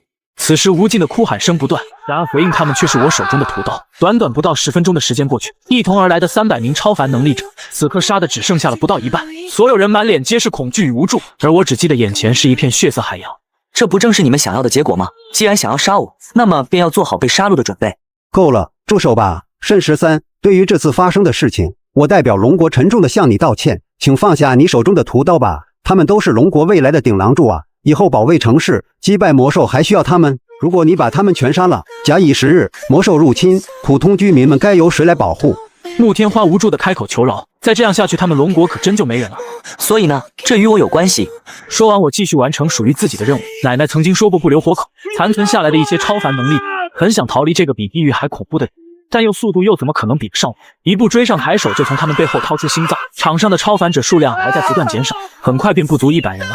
300多人的超凡能力者部队，在短短不到半个小时便被击杀了超过200多人。一旁的穆天花见嘴炮无效，只能上前拖延时间。现在所有人快逃，能逃一个是一个。听到穆天花的话，残余的幸存者们犹如抓到了救命稻草一般，纷纷开始逃窜起来，一个个犹如丧家之犬，朝着四面八方不断奔袭，连头都不带回头看一眼呢。我还没玩够呢，你们就想跑？经过我同意了吗？这才哪到哪呢？我正准备追去，却见穆天花凝聚出一记水剑，直冲面门袭来，砰的一声，便在面具上留下了一道细微的伤口。我不会让你过去的。就连先前重伤的壮硕男子，此刻也站了起来，与穆天花站在一起。穆局长，我来助你。见此一幕，我停止了追杀他人的想法，将视线望向了穆天花两人。既然这两个家伙主动找死，那么便送他们上路好了。即便他是穆瑶的父亲，又能怎样？紧接着，我直接抓起了地面上的一具尸体，张开嘴便大口的吞噬了起来。刚才体力消耗的有些严重，需要及时补充一下体力。你这个怪物，居然还直接捡起人类的尸体就吃！这一幕直接看得穆天花勃然大怒，气势不断升高的同时，此刻使出了自己全部的力量，水流不断翻涌，天空都仿佛下起了零零细雨，能量汇聚着。转眼3头模样狰狞巨大兽影便出现在他的面前，一龙一虎一凤凰，3头巨兽狰狞咆哮，宛若拥有鲜活的生命一般，发出一道道嘹亮的嘶吼声，全身上下散发着无尽的压迫，瞬间便朝着我位置奔涌而去，恐怖的力量仿佛要将这片空间撕碎。而壮硕男子也2只手掌插入了地面，猛地往上一抬，直接将一块如小山般大小的巨大石块掀了起来，双臂骤然发力，旋即将整个巨石丢了过来。既然你们那么着急寻死，那我这就送你们上路。面对两人的同时攻击，我并没有任何多想，身后的蜈蚣鹤子猛然爆发，整个人迎着他们的攻击直冲而去，抬手幻化一把鹤刀，将巨石斩成2半，身上突然爆发出无数鹤子羽箭，将迎面而来凤凰形态与虎形水影击破，紧接着更是一刀将龙形水怪劈成2半，随后一瞬间来到两人面前，猩红的鹤子直接朝他们劈去，一道光芒瞬间划过，惨叫声响起，壮硕男子的右臂砍直接飞了出去。正当我准备将他头颅拿下的时候，穆天花及时反应了过来，周身汇聚出无尽的水流，并逐渐在两人的周围形成一道水流壁，竟然龟缩在水盾当中。你们2个家伙就这么废物的吗？2个打1个都不敢打。随后我直接操控鹤子想要击破水盾，可看似刚猛无比的攻击，面对着这犹如龟壳一般的水流，接触的那一刻起竟然毫无任何力量。这种防御手段倒是不错，我倒要看看你们能坚持多久。接下来我用出了多种攻击手段，无论用深厚的灵鹤或者蜈蚣鹤子进行贯穿，亦或者用羽鹤的大范围扫射，皆是并没有对其造成实际效果。用刀去砍水，这显然不是一个明智的选择。幸好，我的水遁可以抵挡住绝大多数的攻击，即便是毁灭菇，禁忌毁灭菇都能硬抗一回。这下子，这小子应该没辙了吧？见两人竟然直接选择蜷缩在了里面，我心就不再去管他们。瞥了一眼已经逃窜许久的低级超凡者，我瞬间有了主意。而此时慕天花也看出了我的想法。慎13，放了他们吧，难道就真的要赶尽杀绝吗？我们都是人类，不应该是一同对抗异兽保护家园吗？听到慕天花的哀求，我笑得抽搐起来，甚至用鹤子直接刺穿了一个正要逃跑的猎物，随后将其拖至身边，大口地咬下了他的一块血肉。实在是对不起，穆局长，在下只会杀生，不会放生。说完，我继续穿梭在剩余的幸存者之间来回收割生命，所到之处尽是碎尸内脏，还有那想变天际的嚎叫声。慕天花此时好像瞬间苍老了30岁，无力瘫坐在地上。实在是对不起，穆局长，在下只会杀生，不会放生。说完，追上了一些跑得较慢的超凡者后，没有给对方任何求饶的机会，直接就是2刀结束了对方的生命。望着遍地碎尸残肢以及逃到1000米之外的猎物，内心的杀意也逐渐的平稳下来，主要还是懒得追了。此时楚原与林青竹见杀戮停止，就便想靠近，而我却直接打断了他们。我觉得我们还是保持点距离比较好，毕竟从现在开始我已经是一个怪物了，而且我还杀了那么多的超凡者，你们俩还是不要与我有过多交集的好。此言一出，也瞬间拉远了3人的距离。楚原一脸无可奈何，可一旁的林青竹却红了眼。慎13，无论你变成什么样，在我心里，你永远都是以前的那个13弟弟，谁也不能破坏我们的关系。林青竹的内心也感到极为的煎熬，但是他却依旧选择相信自己的本心，因为这个弟弟每次都会站在自己面前挡下一切。可我未等他走到身边，便突然转变参种形态，猩红的眼睛直勾勾盯着林青竹，庞佛他再往前一步就会杀了他。下一秒，身后的鹤子猛击地面，瞬间消失在他们眼前，只留下了满脸伤感的林青竹呆呆地站在原地不知所措。你不会要杀我的，我知道你这是为我好，只有拉开距离才能避免麻烦。见我已然离去，慕天花与壮硕男也从水遁中出来，脸上还心有余悸。慕天花望了一眼脚下数不清的尸体，面容都微微抽搐了起来。楚原，今日之事我会向上面如实禀报的。你在人类与怪物之间没有做出选择，你还是个人类吗？告我，你放心，你没有那个机会了。我楚原从今日起辞去江南市灵力局局长一职，这逼工作谁爱干谁干去吧，白白来看您嘞，老子不干了。说罢，楚原脸色阴冷，愤怒地甩手离去。慕天花被气得脸都绿了。与此同时，另一边，在离开战场中心后，我随手拎起一人啃了2口。长时间的战斗姿态令身上的体力消耗的所剩无几。这里似乎有些熟悉啊，似乎是先前与林青竹、慕瑶2人发现灵矿的地方。我记得这里应该还有一座异次元裂缝才对，可抬眼望去，眼前不知何时多出了一个巨大的异次元裂缝，比先前的 B 级异次元裂缝入口要大出了数倍有，而且还时不时传出一些恐怖的嘶吼声。这里是什么地方？我记得上次来的时候还没有这些东西啊。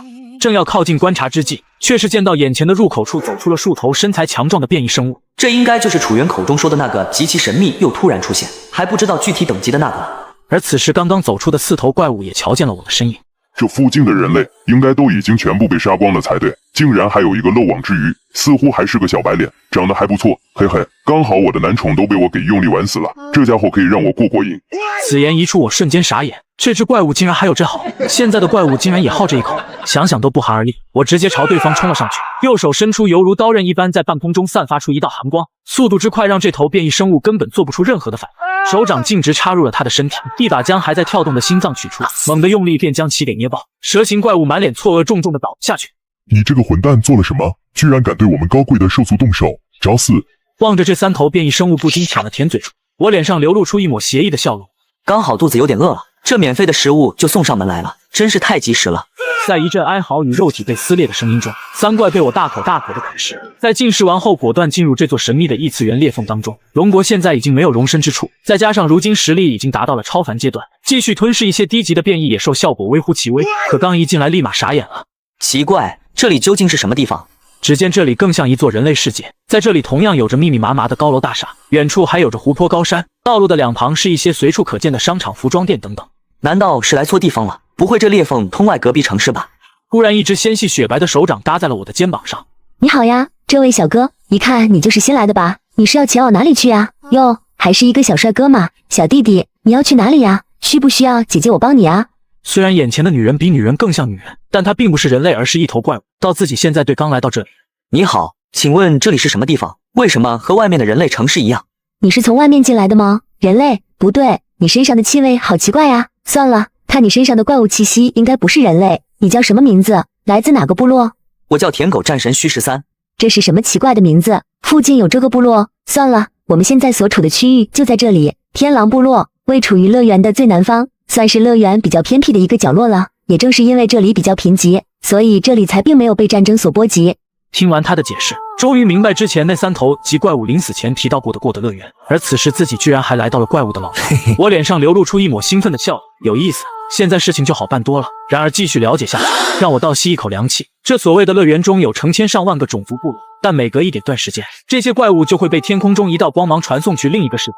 没错，传送去的正是人类世界。所以之前在全球各地看到的怪物就来这所乐园，将本该没有交集的2类生物强行糅杂在了一起，互相开始厮杀起来。冥冥之中仿佛有着一双大手在暗中默默操控着这一切。我突然意识到自己即便拥有着系统，是不是也是被特意安排好的？是不是某处也有一双眼睛在讥讽地看着自己？还挺香的，这味道不错，这可比人类好吃多了，吃起来一定嘎嘣脆。恭喜宿主吞噬了一头 B 级怪物蔡徐坤，奖励吞噬500。恭喜宿主吞噬点已达到10万。系统打开个人面板，看着自己焕然一新的系统数据，我不禁笑出了声。融合进度已经88%了，很快就能达到100了，就快能抽取下一个面板了。10万多吞噬点吗？系统给我兑换3个 SSS 级荷包。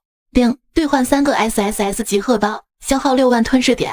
荷包这种东西根本不会嫌多，之前已经吞噬过一块 SSS 级荷包，并且还给身体上带来了不少的好处以及变化。现在提升实力吞噬荷包便是最快的选择。看着还在不断跳动着的血红色肉块，我果断大口大口地啃食起来。相比于那些粗糙的怪物肉，手中的荷包简直就是人间极品美味至极，瞬间感觉全身每个细胞都活跃了起来。恭喜宿主成功吞噬了 SSS 级荷包，融合进度增加 3%。恭喜宿主融合进度成功提升至 90%， 即将解锁下一阶段。当前阶段已解锁天使形态。终于解锁了天使形态嘛，没想到再次吞噬了一块 SSS 级荷包，竟然带来了这么大的好处，连人物面板也成功解锁到了天使阶段。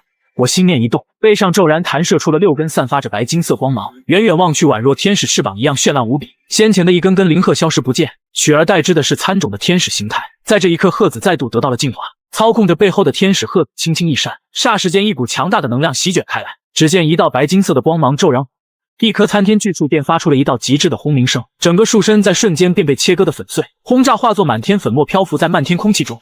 这就是天使的形态的力量吗？如此变态的实力让我忍不住笑出了声，随后立马将剩余2块 SSS 级荷包大口吞。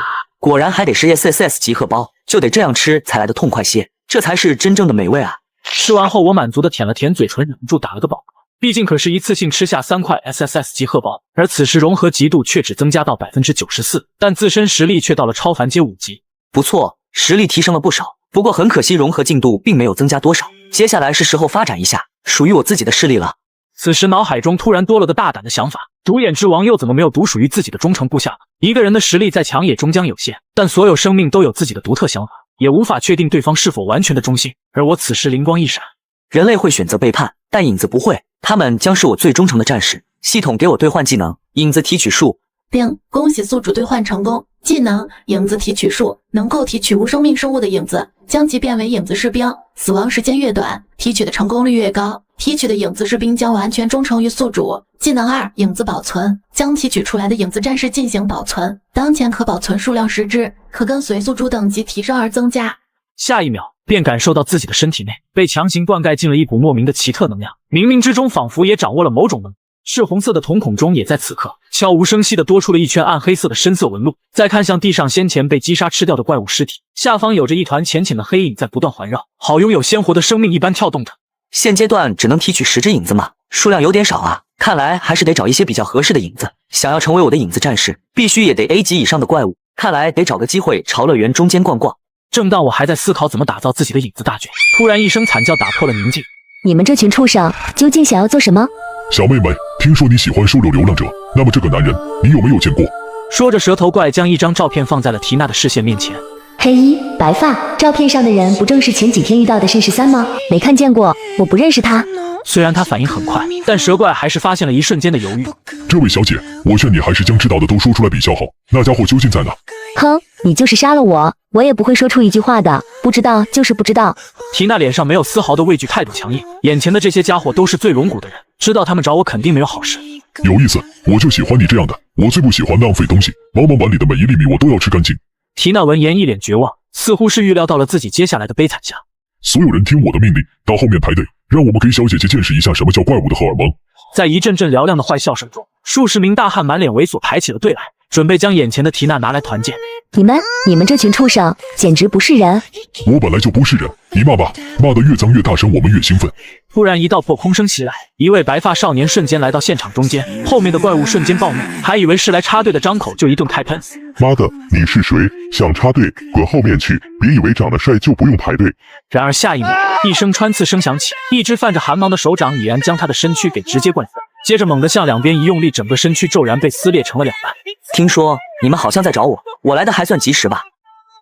你们这些家伙有点过于变态了点。而如此巨大的动静也立马引起了这群怪物的注意，皆是纷纷亮出了手中的武器，所有怪物都一脸杀意的盯着我。妈的，你是谁？胆敢杀我们的人！混蛋！天堂有路你不走，地狱无门你闯进来，我看你是厕所里面打灯笼，找屎！小子，既然敢与我们醉龙谷作对，这座乐园之中已经没有你的容身之处了。哼，臭小子，本来还准备让你排在我后面的，现在先撕了你再说。兄弟们，跟我一起冲，杀了这小子！众怪物们大声咆哮着，纷纷握紧了手中的武器，没有丝毫的犹豫。十几头怪物同时朝我进攻。面对围攻上来，众怪物左眼瞬间变得赤火，恐怖的气息从他的身上喷涌而出，狂暴的能量直接将远处的蛇怪脸色大变。好恐怖的气息，这股能量绝对在 A 级之上了。等等，白发红眼少年，难道他是那个人？蛇怪此时一脸兴奋，眼前之人不正是他们此行的目标吗？连忙想开口制止手下的攻击，然而还未他开口，我已经动手了。一群低等生物哪里来的勇气敢向自己动手？手臂凝聚出了一把暗红色的褐刀，整个人犹如鬼魅一般在怪物群中穿梭移动。只听一道道穿刺的声音接连响起，下一秒，一颗颗斗大的头颅冲天而飞，鲜血不停地从断颈飞溅，宛若喷泉一般，很快便溅满了四周，天空都仿佛在此刻下起了血雨。十几道无头尸体缓缓地倒了下去，溅起一阵阵灰尘，仅是一个眨眼的功夫，便直接出手秒杀了十几头怪物。太恐怖了，这种实力已经远远超过 A 级怪物了。眼前这个少年肯定就是自己要找的那个强大目标。强大能力将众怪震慑地待在原地，他们的小腿都在忍不住的颤抖。而此时我也将目光望向那头蛇怪手里，那家伙应该就是头吧，实力还是 A 加级，刚好可以用来做我的第一个影子。不过让我出乎意料的是，自己在击杀了那家伙十几名手下后，对方非但没有愤怒，反而还一脸激动的表情，甚至走到我面前单膝跪了下去。这一举动让我当场懵逼，这是什么意思？直接就给跪了投降。是13大人，先自我介绍一下吧，我叫莫青，是醉龙谷的一员 A 级将领，我们一直在寻找你。醉龙谷这些家伙找自己干嘛？见我不解，莫青继续开口。我们知道，在兽潮来临，人类遭遇危难之际，是你拯救了那些愚蠢的人类。然而事后，那些低等的种族，他们竟然选择抛弃了您，并且还在全国范围内发出了重大悬赏来通缉您。我们醉龙谷也为您的不公平遭遇感到非常愤恨与同情。对此，在得知这一消息后，我们也在疯狂地寻找您。莫青说到这，脸上还流露出一抹愤懑与激动之情。如今有幸见到您，我想代表我们醉龙谷正式邀请您的加入。只要您愿意加入我们醉龙谷，届时您将成为我们醉龙谷的5大副盟主之一，地位也仅次于谷主，是真正的一人之下、万人之上的存在。假以时日，即便是您想要向那些愚蠢的人类复仇，也不过是动动手指的事。莫青言语间很是真诚，充满了诱惑力。毕竟我的名字，即便是他们这些怪物们也早有耳闻。乐园内的3大 S 级副盟主共同征战人类都市，却是最终落得了个2死1重伤的下场，只有一头堪堪逃了回来。整个醉龙谷无一怪物不感到震惊。搞了半天，感觉这些家伙找自己是为了招募我吧？加入醉龙谷听起来倒是一个不错的主意。但在经历了灵力局事件后，自己明白一件事：加入别人势力什么的，远不如自己建立势力来得更痛快点。至于用他们的力量向人类复仇，好像根本不需要吧？而且把他们杀光，从而变成影子部下，这不是更好吗？还有这个假货多邀请方式，让人很是不爽。是13大人，您考虑好了吗？只要加入我们醉龙谷，无论是金钱还是女人，甚至是至高无上的权利，您都可以通通得到。即便是你以前做过的那些事情，只要在您加入后，我们之间都可以一笔勾销。莫青信心满满，自己开那么优厚的条件，对方必定不会拒绝才对。不好意思，我拒绝。是13先生，您可要考虑清楚了，现在只有我们醉龙谷才是您最好的归处。更何况您之前可是击杀了我们2位副盟主的，如果您不选择加入我们醉龙谷的话，对您来说恐怕会出现一个不利的局面。对方的话让眼神一冷，你是在威胁我吗？意识到自己说错话了，莫青也是连忙道歉。您误会了，是13大人，我只是好心提醒你罢了。既然如此，我们就此别过。说完，蛇怪带着几名手下就要离开。我说了，你可以走了吗？听到我那冰冷的话语，莫青也不自觉颤抖了起来。下一秒，没有丝毫犹豫，反手将2个手下朝我扔了过来，接着从他的身体周围瞬间喷出了一股暗紫色的烟雾，遮挡住了所有的视线。莫青此时双脚下犹如踩了风火轮一般，疯狂地朝着远处逃遁而去。现在还想跑？你跑得了吗？随手将丢过来的2名低级怪物斩为2半，鲜血夹杂的内脏滑落了满地，目光紧紧地盯着蛇怪离开的方向。区区一个 A 加级怪物，要是能给跑了，那自己真就别再混。紧接着背后赫子猛然射出，整个人瞬间出现在蛇怪的面前。继续跑啊！我最不喜欢的就是摇尾乞怜的废物。可恶，你不要太嚣张了，你以为我杀不了你吗？莫青大吼一声，随即从他的身上开始疯狂地喷发的浓郁的紫黑色毒气，并很快便将我整个人都给包裹住了起来。不仅如此，莫青的身子也化作一条巨蛇，接着以迅雷不及掩耳之势，瞬间一口咬住自己一条手臂。见状，反手就是一巴掌，直接将他扇飞了出去。哈哈哈，中了我的蛇毒！即便你是 S 级，也得饮恨。我的毒可是号称只需要1滴，便可以瞬间毒杀5头 A 加级怪物。而在刚才，我可是给你灌注了我的全部，足以将你整个身体都给融化掉。莫青大笑着，仿佛已经看到了胜利的曙光。我闻言看了一眼自己被咬的手臂，另外一只手瞬间幻化为刀，直接一刀将中毒的整条手臂都给砍了下来。卧槽，竟然这么狠！他的手臂少了一只，战力必定下滑，我还有机会从他的手中逃走。可下一秒让他傻眼了，只见我断臂之处仿佛有着血肉在蠕动着，紧接着在莫青懵逼的目光中，一条手臂骤然从中窜了出来，转眼便恢复至正常状态。这变态的恢复能力，你根本不是人类！话音刚落，莫青发现自己眼前一黑，什么也看不到，接着一具无头蛇身缓缓地倒了下去。此时我看着这具尸体身下那跳跃的黑色影子，给我站起来！下一秒，一道暗黑细长的影子缓缓地从尸体上站了起来，与莫青生前的模样有所不同，浑身上下散发着一股暴虐的气息。2条影子手臂上也多了2把暗红色的圆月弯刀，一双猩红色的眼睛暴露在外，充斥着杀戮，身上仿佛有着黑色火焰在焚烧。紧接着，这只影子选择对我单膝跪地。这就是影子战士吗？还可以，完美继承了他生前的实力。最重要的是，他无比的忠诚。从今天开始，你就是我的第1只影子战士，代号出蛇。见识到影子战士的出生，我迫不及待来到乐园中的另一处。这里怪物无疑也是弱得可怜，伴随着每一刀疯狂落下，都将带走无数条鲜活的生命，鲜血四溅，悲鸣夹杂着哀嚎声不断的响起，一幅幅血腥的画面摄人心魄。此地已经宛若一场人间炼狱，到处都是破碎的残肢以及鲜血在流淌，大地都仿佛被彻底的浸透了。而在战场中央，一个皮肤通红、浑身散发着火焰气息的男子，双腿颤抖瘫坐在地面上。你是谁？为什么要灭我们的部落？我们天火部落何时招惹过你？男人浑身颤抖，脸上充满着不解与愤怒。眼前的这陌生家伙突然就杀到了他们的部落，接着没有任何的话语可言，便直接展开了一场大屠杀的暴行。然而回答他的却是一道锐利的寒光，紧接着用手掏出他的心脏，大口躲移起来。要怪就怪你们不够强，还有就是我饿了。男子脸上带着浓浓的不甘，身体最终无力的倒了下去。冰，你击杀了1头 B 级怪物，奖励吞噬点400。冰，你击杀了1头 B 级怪物，奖励吞噬点400。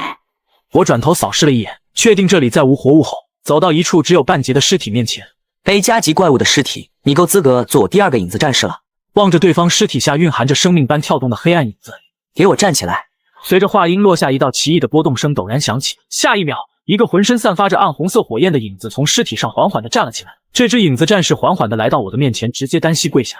从今天开始，你就是我第2只影子战士，代号火灵。看着身后被自己灭族的部落，我十分期待，与其让乐园满世界找自己，不如自己主动找他们。正好也想试验一下 S 级怪物的影子战士究竟有多强。现在已经得到准确消息，这个杀害孽龙他们俩的人类已经潜入到了我们乐园当中。不过我有意要将他招募进来，毕竟以他的实力，如果能够加入我们的话，相信攻下7凤楼将不成问题，届时整个乐园都将被我们醉龙谷所统治。对于此，你们有什么不同的看法吗？醉龙谷是由10几个强大的部落相组成，做什么决定都需要他们这些首领共同投票。尤其是我还击杀了孽龙与秃凤2人，与他们结下了深仇，是一个非常危险的任务。我前2天派了1名手下去南极寻找他，也发现了一点线索，只不过招募似乎失败了，就连我那名手下也失去了联系。盟主，那家伙是不可能加入我们的，我们还是尽早做出行动的好。听到这儿，其余的几道黑影也纷纷发出了各自的意见。盟主，我不同意这个决定，毕竟他不是我们乐园的人，而且还是击杀了孽龙与秃凤的罪魁祸首。我们不能就这么轻易的放过他，让这样一个杀人凶手加入我们醉龙谷，这让底下的部人如何看待？是啊，盟主，孽龙与秃凤2人的仇不能不报啊！这家伙我们必须得杀了他。那些人类不也对他很感兴趣吗？刚好可以在击杀他后与那些人类做个交易。盟主，下令吧，我等愿一同出手击杀此人。众首领一时间纷纷意见统一了起来。位于主位的黑影见状，也只能悠悠一叹，虽说这是一个能够让他们最龙骨统一乐园的大好机会，但由于后者不愿意加入，再加上众人反对，他也没有办法。既然如此，只好将此人彻底抹除了，刚好也可以借此威慑一下恶园里的势力。南雾、饕餮、混沌、雄奇、桃雾，你们5人一同出手，去追杀此人，切记不要单独行动。他的实力，你们单打独斗，绝对不是他的对手，必须要采取围攻战术。此外，对麾下所有势力部落发告，一旦遇见此人，立即向上面汇报，并密切关注他的行动，绝对不要盲目送死。遵命。一场关于我的追杀就此展开，只不过他们似乎遗忘了一件事，那就是他们还并没有摆正好位置，谁才是真正的猎物？这里是刚刚发生了一场大战吗？据了解，应该是一个叫做暴食族的部落所在地。这个暴食族与其他种族还不同，这个种族会击杀怪物并且吃掉它们，这种行为特征倒是挺符合参种的啊。我突然有这么一个念头，这些家伙该不会就是参种吧？毕竟这里可是一个灵气复苏的世界，任何看似不合理的情况都有可能会出现。不过看着这满地的狼藉，想必即便是参种，恐怕现在也不复存在了吧。就在我还在思索的同时，突然发现一支由6头 B 级怪物所组成的小队，他们似乎正在寻找着什么。想必他们应该是来寻找这些暴食者的吧。然而那支小队也发现了我的身影，随即6人很快便朝着这边围了过来，他们手持武器，面露不善。队长，这家伙有点眼熟啊，好像是那个人。怪物队长闻言，立马掏出一张通缉照片仔细对比，然而他的眼神陡然变得惊恐起来。你是慎13。还未等怪物队长说完，一道鹤子便直接贯穿了他的咽喉，鲜血瞬间流淌，喷溅而飞。冰，你击杀了一头 B 级怪物，奖励400吞噬点。哎呀，本来不想杀怪的，你们这是干什么呢？非要逼我！其余5头怪物见此一幕，神色大惧，转头刚欲逃跑，下一秒一道红光划过，5颗头颅冲天而飞，直接秒杀了他们。接着就是5道系统提示声响起。正当我要离开的同时，突然有一股熟悉的气味传来，这种气息是他以前从未接触过，却仿佛烙印在他的细胞内，能够清晰地感受到，就仿佛是他身体的一部分。这是……紧接着我一个瞬移来到一处废墟，身后2条鹤子弹射而出，直接将地下室的门口的巨石打碎。当一缕光芒照射洒落进去，一道熟悉温柔倩影出现。神代力士，你是力士小姐。虽然已经做好会遇到参种的思想准备，但真看到神代力士在自己眼前，一时间那种震撼无法言喻。你认识我吗？我们是不是在哪里见过？神代力士边一个邻家大姐姐，一脸好奇的上下打量着自己，而我内心却是狠狠吐槽：何止是见过，你上次还准备邀请我一起吃饭，只不过菜品是我本人而已。好香啊，你是参种吧？不过你身上为什么会夹杂着一丝人类的气息？真是奇怪，我可以相信你吗？力士尽可能的表现出温柔的一面，因为自己也不知道这是哪里。明明前2天还在东京某个巷子进食着美味，可一道蓝光闪过便被传送到这里，才刚到这里又被一堆怪物当成怪物追着打。好不容易遇到实力强大的我，便萌生出与其一起逃出去的念头。而此时我听了他的话，身子都忍不住抖上一抖，想到金木遇到力士之后的悲惨遭遇，痛，真的太痛了。不用了，大姐，你还是去相信别人吧。我这个人最不靠谱了，倒在我脚下的妹妹可多了。开什么玩笑，跟力士一起合作，那不就等于宵夜自己送上门了吗？别看他一脸温柔邻家姐姐的模样，他可是大餐，干饭能顶别人10顿那种。现在只有一个念头，远离这个女人，可不想再体验金木那种痛苦。想到这里，我转身就跑。自己有那么可怕吗？本来还想请他一起吃顿晚饭呢。不行，必须要搞清楚面前的这家伙究竟是什么身份。想到这里，力士果断追了上去。另一边，我一边跑一边回头感知身后那属于力士的气势，可对方紧紧地跟在后面，这也让我非常的郁。又被这个女人给盯上，自己可不想被她吃了，索性直接停下了脚步，回身转化参种形态。背后的鹤子猛然向着力士弹射而去。力士见状，立即操过腰后的2条暗红色鹤子为击，虽然挡住了大部分攻击，但肩膀依旧被我的鹤子贯穿，鲜血顺势流淌而下。我说了，不要再跟着我，否则留下了一道冰冷的声音后，身影一瞬间便消失在了原里。力士抚摸着肩膀上的伤口，望着我离去的方向，他眉头紧皱，脸上有着浓浓的不甘。在接连跑了半天后，感受到神代力士没有继续追上来，心中不自觉地松了口气，吓死宝宝了。还好那个瘟神没跟上来。自己也不知道为什么，实力明明要远强于神代力士，但是在见到他的那一刻起，内心根本生不出任何的杀机，就连体内的荷包在感受到力士的气息后，也受到了影响，纷纷响应着。算了算了，以后大不了看到这个女人绕着追，惹不起行了吧？此时我索性不再去想那个女人，现在的位置已经很靠近乐园的中心，这里才是怪物们的天堂。就在我准备继续深入的时候，忽然一阵阵清脆的脚步声从后方传。见状，我立马跳上一棵高大的巨树，而这时一支身披黑袍的6、7人小队在穿过灌木丛后出现在视野当中。队长，那小子真的在乐园当中吗？这几天我们已经找了很多遍了，却还没有发现他的踪影。天天待在这个怪物横生、尿不拉屎的地方，我都快要憋郁闷了。对啊，连个女人都没有，那几个母怪物，我是真瞒不下去啊！队长，咱们什么时候才能回去啊？我顶，你小子竟然这么会玩！嘻嘻，山本兄，带我一个呗！见几人竟然开始嬉闹起来，领头的队长开口呵斥住了众人。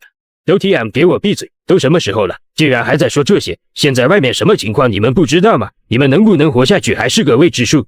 队长，我们就说这玩而已，您不至于发那么大的火吧？开个玩笑而已，别生气了，队长。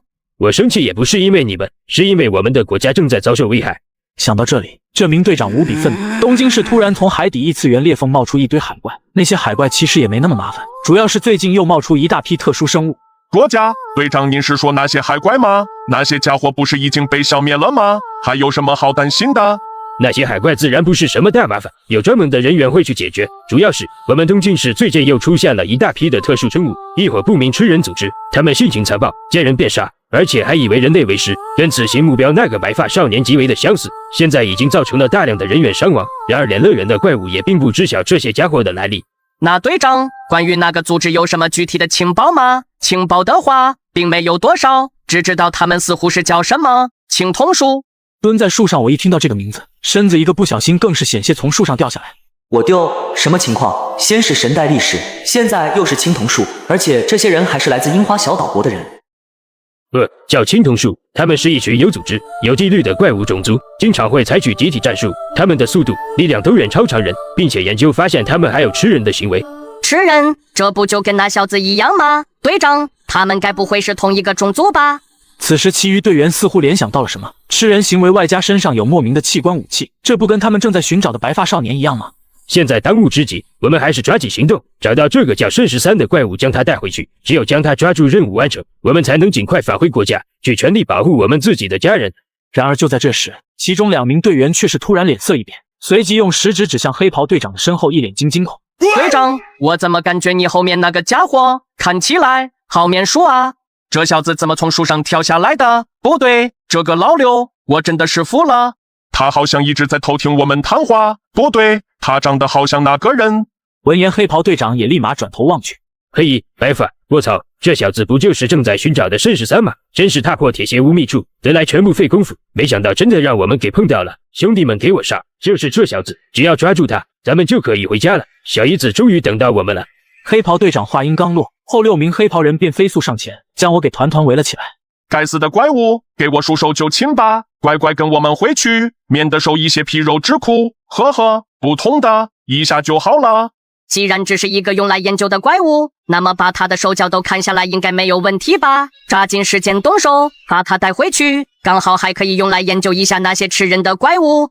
龙国有句古话，叫做习习无戒为俊杰，待会我们动起手来可就不是这样的了。显然这些家伙就没有把我当成人类来看，抓我也只是为了做活体研究而已，刚好也可以将其与那些怪物做对比。黑袍队长更是直接亮出了手中的武器，是一把金光灿灿的虎头大刀。此时我却是一脸平淡，感受着他们身上的灵力波动，其中就黑袍队长的实力在超凡3级左右，别的都是一些凡阶和超凡1级的人。这些家伙绝对是樱花国的佼佼者，不过既然是技小樱花国的人，那自然是不能放着他们安然离去。此时我左眼陡然变得血红一片。初蛇，火灵出来吧，我不希望看到他们任何一个人活着。话音刚落，身后蓦然出现了2道压迫感十足的影子战士。雏蛇与火灵猩红的双眼之中爆发出一抹凶光，周身杀意凛然，眸光紧紧地盯着周围的数名黑袍人，随即手持武器便直接朝着他们冲杀上去。刀光火影层出不穷，2道极为诡异的身躯已经完全能够做到不死不灭，即便是被某些攻击洞穿了身躯，打碎了手臂，也能在顷刻间就恢复过来。